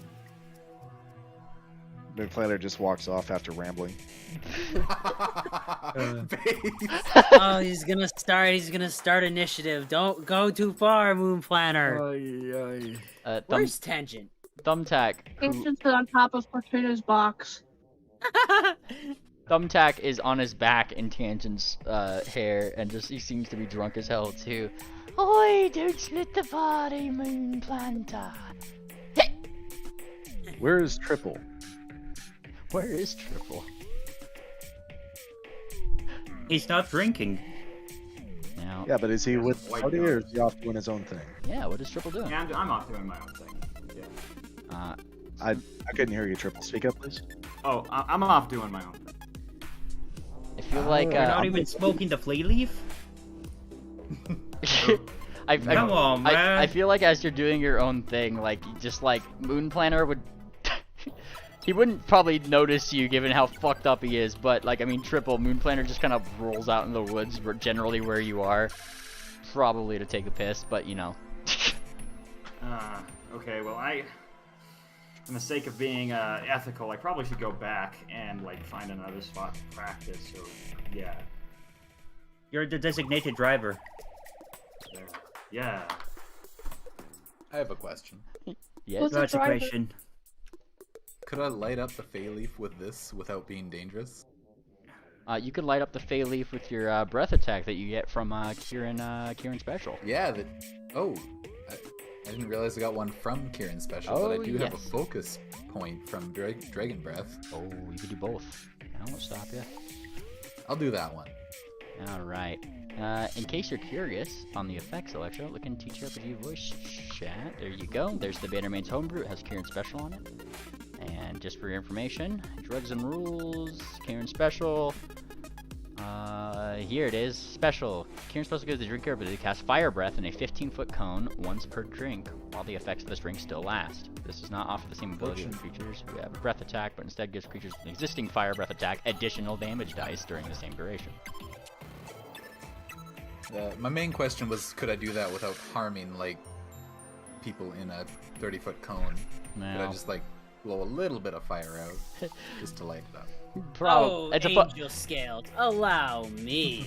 It is a focus spell, so I will say that it's probably within the bounds, but also Electra's drunk, so. Allow me, and I will twing my little rapier and produce a little bit of flame. Whoosh. I'm imagining like Electra hiccuping, but there's little fire spits. Like she tried to do she tried to do it a little bit, right? But like because there was so much extra, like she got the hiccups after and keeps going like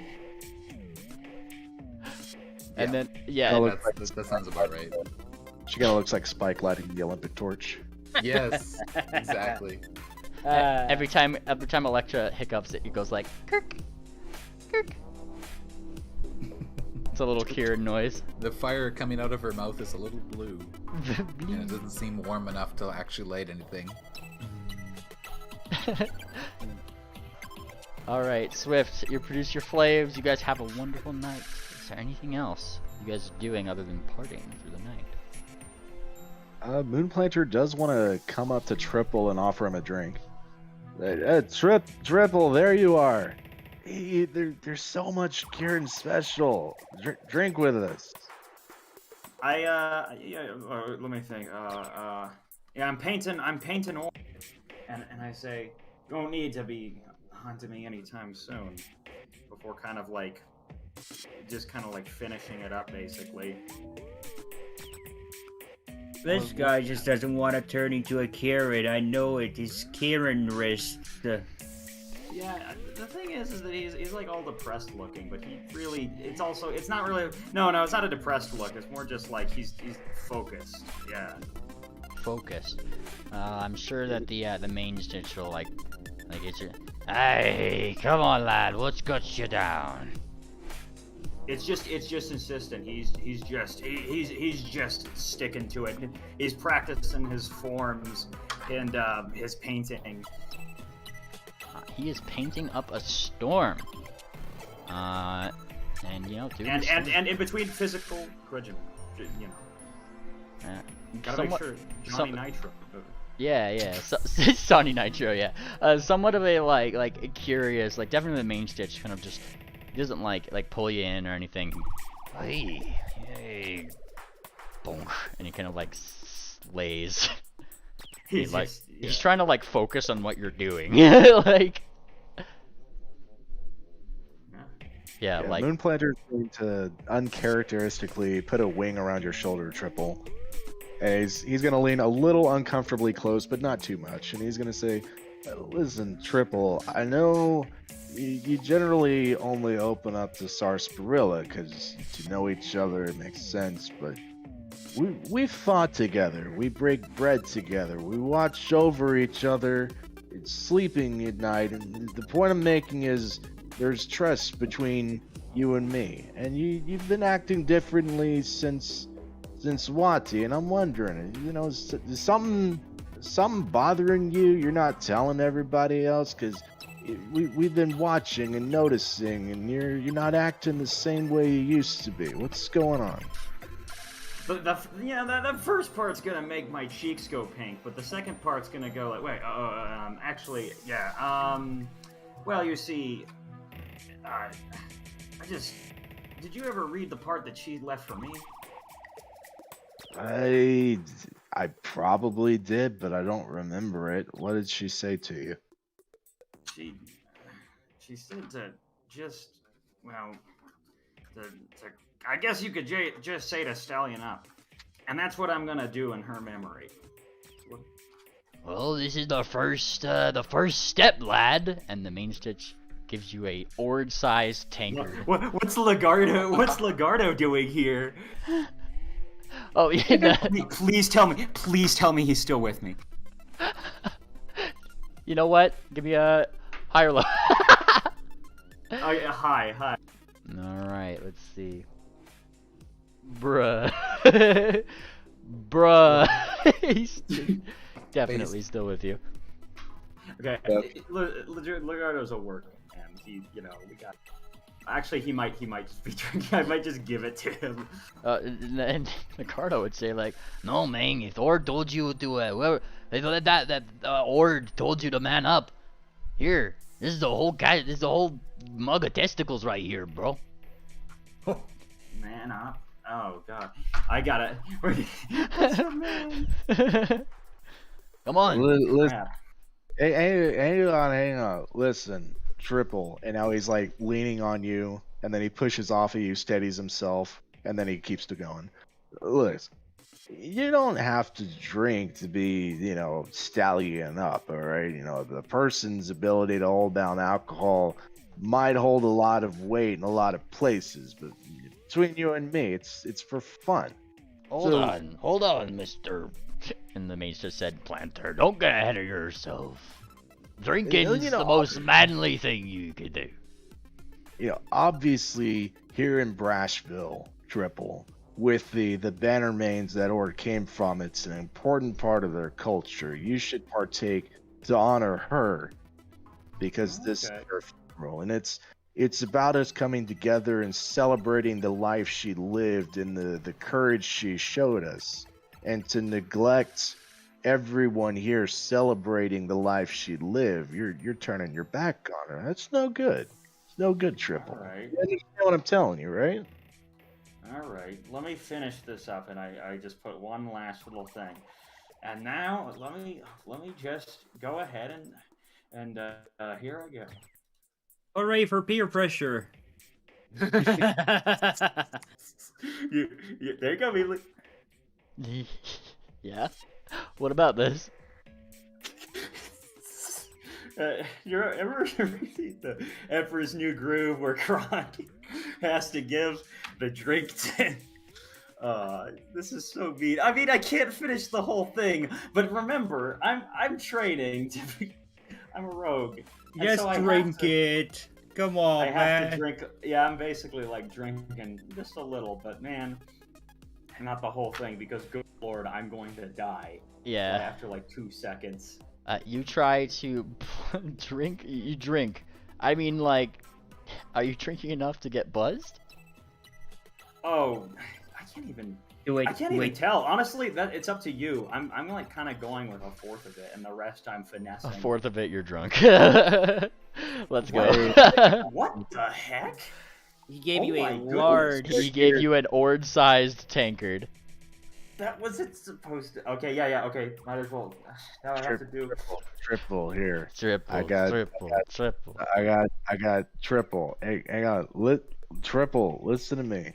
Are you listening to me? Yeah, Triple. Yeah. Okay, there you are. Oh no, I said not to swear. Jesus. You gotta drink it, but don't worry. He pulls this out from his bandolier. I got you covered. You drink all of that, and I'll hook you up. I think. Okay, and I'm trying to remember. I remember one time Sarsaparilla said remember, if somebody gives you a drink, don't always drink it. Yeah. Your fellow Bannermanes are giving you drinks. That's true. Yeah. I mean, whether you're taking the antidote or not, the very, very, very fucking drunk main stitch puts his hoof up in the air. He's on his back at this point. Oh, yeah, that's alive. And then it's thump, a great hoof crack goes here. You know what? You take this. And he pushes the tankard toward you, Triple, and he kind of rotates it. And as he does, look, And he gestures to like the top edge lip of like one of the sides, where in very messy handwriting somebody had scrawled the name Ord. What? Use this whenever you drink. For timeless glory. A timeless glory. Timeless glory, and then Timeless glory. Moonplanter finishes the rest of his tankard, loses his balance, falls over backwards, and goes to sleep. All right, Triple, add a Ord-sized tankard, and then that was Ord's to your inventory. Gordon said, yeah, can you put it in chat? I'm wondering what the bulk in this is. Oh, it should be one bulk item. Tankards good. are usually like what, negligible or light. Like this is like 10 times that. I'm like She looking. doesn't I'm looking fuck around. around. Yeah, I'm looking at Blue Planner. God, that's hot. But no, whatever. What? He's just flat-footed right there, just completely. Stab his eyes out, Triple. What? Are you feeling rapey? Oh God, no. I'm more talking about the drunkenness. This took a turn for the worse. Triple's not invited to the wake. Yeah. All right. And I think that does pretty good on Ord's funeral. That was a good funeral. Yeah. Yeah. Vacation, vacation, vacation, vacation. Everybody's Well waking up the said, next Nine. day. Yeah. There might be more. Dang. Let's see what else we have. Y'all's adventure. Yeah, we did the airship to Weldstone. We jumped off and talked to Cafe and Scales. We got back on the ship to Bleakburn. We went to Brashville, had Ord's funeral. We initiated Duck. I mean, yeah, we did everything we set out to do today. How are y'all feeling? All right. Bad. Bad. Out of character, I'm feeling like I could keep going, but yeah, if there's nothing else that we have to do. I mean, there is the issue of Duck. Duck is pretty low level currently. We should find her some missions, but vacation first. One thing I was thinking about is that there's this cave outside of Marlton and Dakali that we discovered on a pass to Dakali that we could see. You know, it's just a cave to go adventure. Like, not now, but I'm saying. Yeah, if we that's wanna true. Think about low. We don't know. Actually, we don't know how high or low of a level it is, but that's kind of the thing, right? Like, Should we have Duck travel with us as an NPC for a bit? Might as well. Yeah. Especially if we're going to check out this cave. well, it's just something that's been on my mind. It's not something I'd say like we do right away, but it's just something that we could do. You know what? We're in Bleakburn right now, right? I think we're on the thing camp. We're down here. Thing camp. They're very much not at Bleakburn. You guys are over here. Why are we so to the south? Because we went to the ocean for the wake. Oh, Sorry. Oh, I see. We Okay. put Ord's body in the water.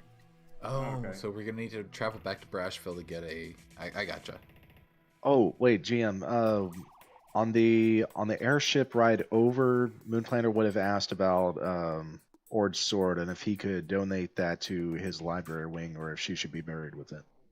And I mean, Main Stitch, once he sobers up, is like, "Oh, what's the use of that then?" And he kind of like thumps you. A sword hanging on the wall is about as useless as, well, Ord in the barrel. And he looks around at you guys. Take it with you. Make a name of it. yeah, we could put him in the library there. I've already. Well, alright. wait, is he saying The worst fate to befall a sword is not being used. You could make it as well respected as Ord. well, Yeah. I'll find a time for it, I suppose. Yeah, learn bastard swordry. Bastard swordery. Bastard ordery. Oh, no. I already made it weird enough, meanly. Don't. That was the worst statement I've ever made. Now I'm gonna get canceled on what was it called again? Era litter. Arrow litter. Base. Era literacy. It was because it was big. God, I can finally delete Ord from my bag of holding. Delete. Delete. Holy Nasty off. crap. All I right. F in am the chat, gonna need to boys. buy a new bag. How much bulk was that? 12 bulk. Half my bag of holding since that camp. Which was how much Wait. bulk? 25. Oh. 25 is half your bag of holding? No, yes. No. 12 was half my bag of holding of 25. You had a Well- bag of holding one. If anybody needs anything stored, mine is considerably larger than Swift. Yeah, I've got a. Hey, hold on a second, lads. I'm sure it is. No, you don't. No, I'm quick. I'm before anyone says anything. I'm on that. I'm like, oh, Joe, I'm buying a new one. Anyway, And buy a good one. I'll buy got the a bag biggest of holding bag of type. holding of the lot of you. Oh, he's gonna get himself a big bag. Hmm. I'm not complaining. I'm gonna stuff you so far inside of it they'll never find you again, chicken wing. Wee! You gotta catch me fast. Careful talking like that. Grub might hear. Why do you Where's think? Groth, by Why the do you way? think I'm on this one, Tate? And he points to Tangent. Tangent. Thumbtack is taking a liking to your hair. Have hair. Oh. I mean, you have Fur. fur. Head. He's taking a liking to your head. Edgar. Okay. This Is thing's it? not Okay. fine with it. Okay. Okay. Noted. Noted. Oh boy. Alright, so here's the question.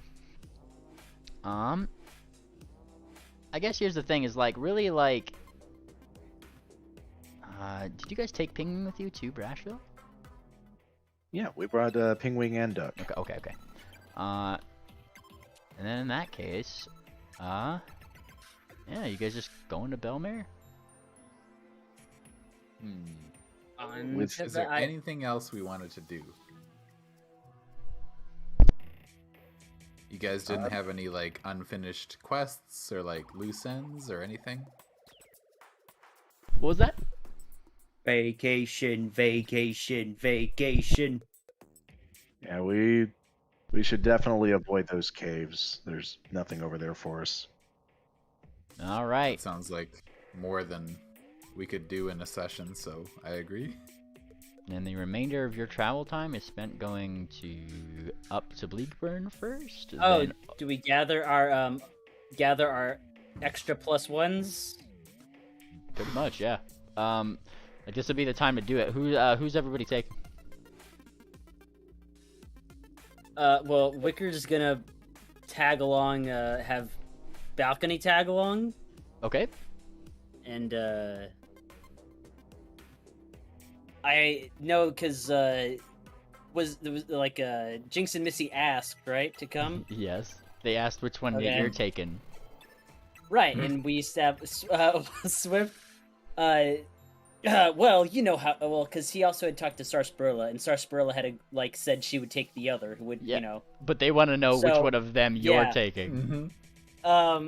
Well, you know how we decide things around here in this party, and then I pull out a silver coin, and I give him a look, right? Uh-huh. And then I So if it lands try to on the make- edge, it's me, right? Well, you got your own invite last. Don't make it harder. You got your own. I thought you were. Are you bringing Ivory Drop along? And Ivory Drop says, no, I got my own pass. Well then, perfect. But I do flip it, and I. But this Okay. is when Fireheart perks your ear up. +1? And now you have Jinx, Misty, and Fireheart. What? Hold on a second. Wait a I minute. completely botched Moonplanter's idea. I Wait, was waiting for the She's perking up. She's looking for she heard the Okay, words okay, +1. Okay, hold on. First off, lass, I'm not the only one with a +1 here, okay? And as much as I'd love to have a +3, Moon Planner, who do you have? Fireheart, I actually intended to invite you to go with me as my +1. Would you like to? And she blinks. Blinks. Sure. And she looks like more than happy to. Well, that handles that. My coin landed up. And gonna take Moon Planner aside and say, "Hey, you know Shabaka likes Fireheart, right?" Oh boy. No. Hey Moon Planner, give me a sense motive really quick. Yeah. Open my character sheet back up. Sense motive. Really? Because there's Oh, hold on. There's a couple things going on here. yeah, I'll take care of that first. Yeah. Moon Planner. I feel like you would easily get the impression at this point that Fireheart is pretty oblivious overall. Like, she doesn't really seem to know dragon autism. Don't worry about it. It's pretty much like what you're picking up on. Swift, out of your 1d2. Okay, well, it's it breaks me heart to have to name a name because we're all gonna be having such a great time together in Belmare anyways, so it doesn't really matter that I'm taking Jinx over Misty, but Sarsaparilla is taking Misty, and we're all gonna be there anyways, having a great time together. Misty looks like she suddenly gets this pouty It doesn't mean it's just the title +1. It doesn't mean anything. We're all gonna be on the beach together anyways. Tears. Oh no, lass. And I give her Jinx solar. Jinx smiles. Beat ya. He's gonna have to be with Moon Planter now. And she doesn't stop either. She starts parading around her sister. Beat ya. Oh, come on, Jinx. she's like, oh she dear. smiles, and then she gives her sister a little kiss on the cheek, and then whispers, "Beat ya." Well, I'll make it up to you in Belmare. Oh boy. All right, and then you guys kind of have to. You guys technically stop at Dakla to get a hold of Jinx and Misty. Do that, probably. That's what we have portals and stuff. Yeah. All right. Like, I assume we'd gather them from Bleakburn with the portals. Yeah. Oh, that would also work. Yeah, that works. All right, and then Wellstone over to Belmare. Woo! Yeah, we finally made it to vacation. Vacation land. Beach episode. Oh, we're not done with session yet, guys. Volleyball episode. The volleyball is incredibly important. We ain't done with Even better. Even better. Entering the city. There is actually a fancy little airship landing here. Who would have thought that the vacation city full of rich people and technology and stuff like that would have an airship landing? Well, this one did. But it is on his route, and the captain is more than happy to get you here. And as you kind of land in the city, that's when you kind of see that there is a big wall around the city itself. A wall that it certainly seems to have behind it what looks to be many, many, many wonderful colored lights. However, the captain kind of nods to you guys.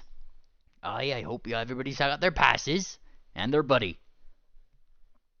Moon Planter takes out the passes and hands them or hoofs them out. All right, everybody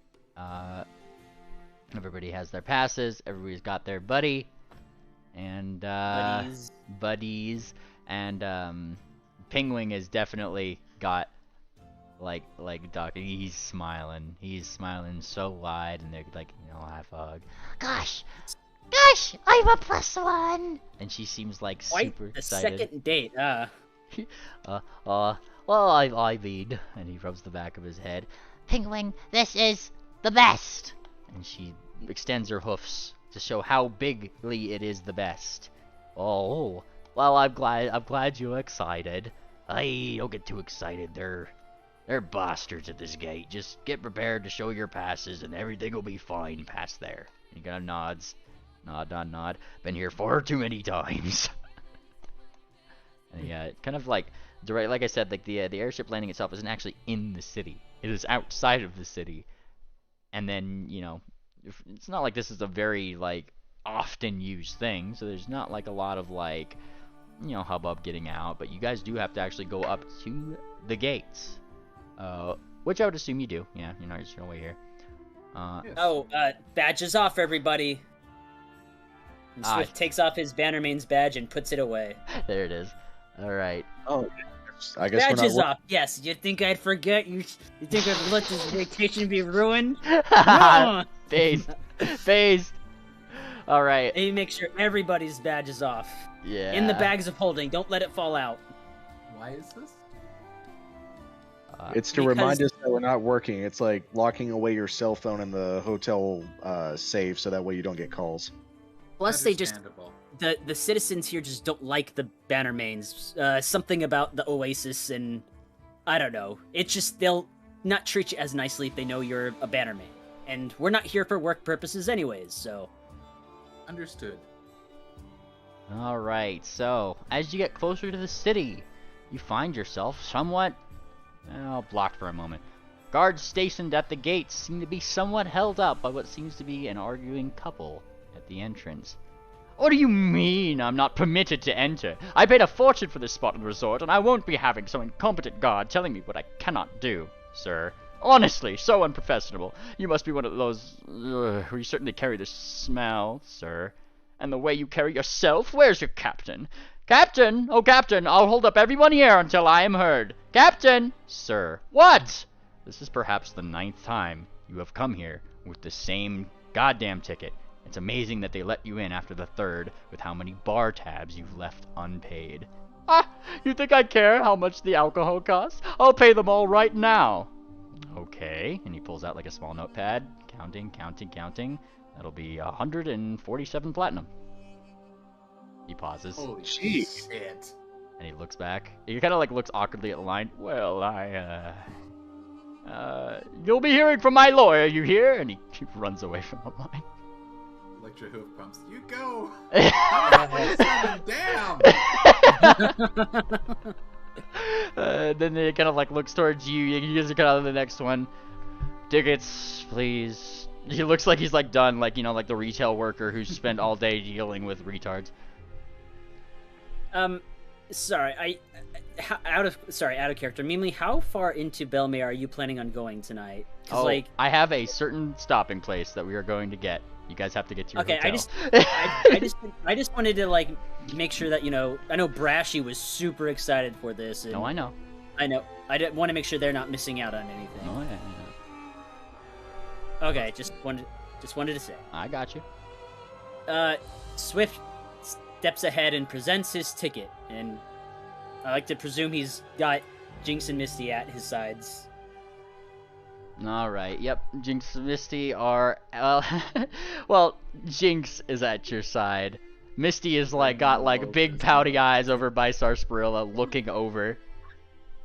Oh. Every time Misty gets close, she like does like, she gets all like Niriki and like hisses. Like, and who, Jinx does? Yeah. Oh. And then she looks smug the entire way in. And come on, like he looks you guys up and down. Do you have a pass into the city, resorts? Show me. Let's see it. They pull out the passes that Buckbat gave us. Aha! And he takes a small look at the passes. He blinks in astonishment. Oh, right away. And he hands the passes back. All right. And he looks up. Let him in. And the door opens. Brilliantly lit streets and gemmed-lined buildings are what you've seen in the brochures leading up to here. All something one might assume to be, well, an elaborate sales pitch, more or less. But upon actually entering through the gates, it is very clear that every single expectation on the image for them was very true, down to the detail. Greens, blues, and other stylistic colors all meet the eye in a way that vies for various attention. The main street here not only looks as if it's one of the busiest and fanciest, but sounds like one of the busiest and fanciest. Music ranging from light jazz to dance music can be heard clearly. If listened for, all properly spaced buildings apart so that the sounds themselves don't intermingle unfavorably. It only takes a few steps in before several mares in various uniforms stride up, looking exuberant and excited to see you, smiling ear to ear with dimples to complement the adorable freckles on each one of their faces. Welcome to Belmare! We hope you'll find your every need catered to the best of our abilities. With a small bow, they seem to be moving up to take the burden of any carts and things that you might be carrying, casting some kind of spells even in the process as they gear up to move them. Altogether, where are we taking your carts today, sirs and ma'ams? What hotel? Did we get to choose the hotel, or is it on our passes? On the passes, it says the Crescent Wing Hotel. Moonplanter will open it up all fancy, and he'll say, to the Crescent Moon Hotel, if you please. And they kind of nod a little bit. It says Crescent Wing, by the way. And they Crescent. Yep. And they actually nod right away, this way, and they start guiding you to y'all's hotel. And this is where I shall pull Show the picture. Yeah, that's what I'm going for. Let me grab it so I can post it in the thing so it shows up on stream too here. As you guys kind of near your destination, it is very clear that there's very tall buildings all lit, but the tallest among them seems to have a giant clock tower in the top. Almost mansion-like by the way it looks, though definitely with a modern touch. A pool on the outside, definitely an archway that the Belmares lead you right to. Right this way, sirs. And they cut. TTRPG voice. Oh, what was that? Can you post it in TTRPG voice? I posted it in the the chat, but I certainly can. Hang on. And yep. Wow. So yeah, like they kind of give you a moment to kind of like look up and around. We'll take these around to the back. You guys go in, and I'm sure that they'll get you right all and up and situated.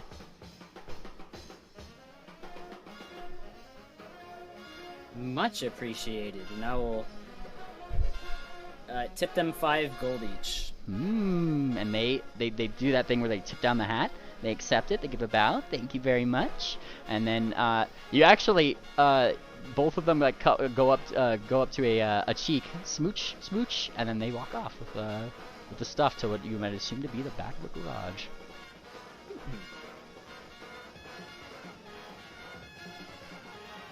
Jinx probably has to withhold a little bit of a thing. We'll go on.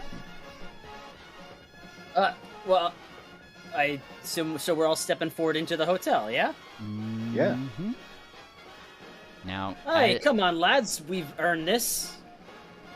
All right. Now, as you go to step into the hotel, you look left, you look right. Elaborate pillars and like the entrance. It is definitely a grand entrance past just those pillars. Seem to be brightly lit, almost magically by various different like lamps around the place that probably are made to blast magically. Though as you kind of look, there's a bellmare at the counter who kind of nods, welcome, and suddenly one that kind of starts looking over at you, running up, and nod. So I'll describe your secondary character. Well, hang on a second. Can you post a picture real quick? Oh, yeah. Yeah. All right. I think so I could actually do give it a little bit. Click this. Oh, there we go. And then I could actually do something fancy. Boom. What? There she is. So, this right here is just one of the regular Bellmare mares that just works around the clock to maintain the hotel, and she doesn't look real that happy about it. She actually looks kind of nervous, considering all the packs of cigarettes she smokes daily. and she seems to be looking your way. Yep. Oh, well, oh, God. Oh, finally, the circus is here. Come on, the show's in 5 minutes. Come on, get to the stage. Come on. Just And that's where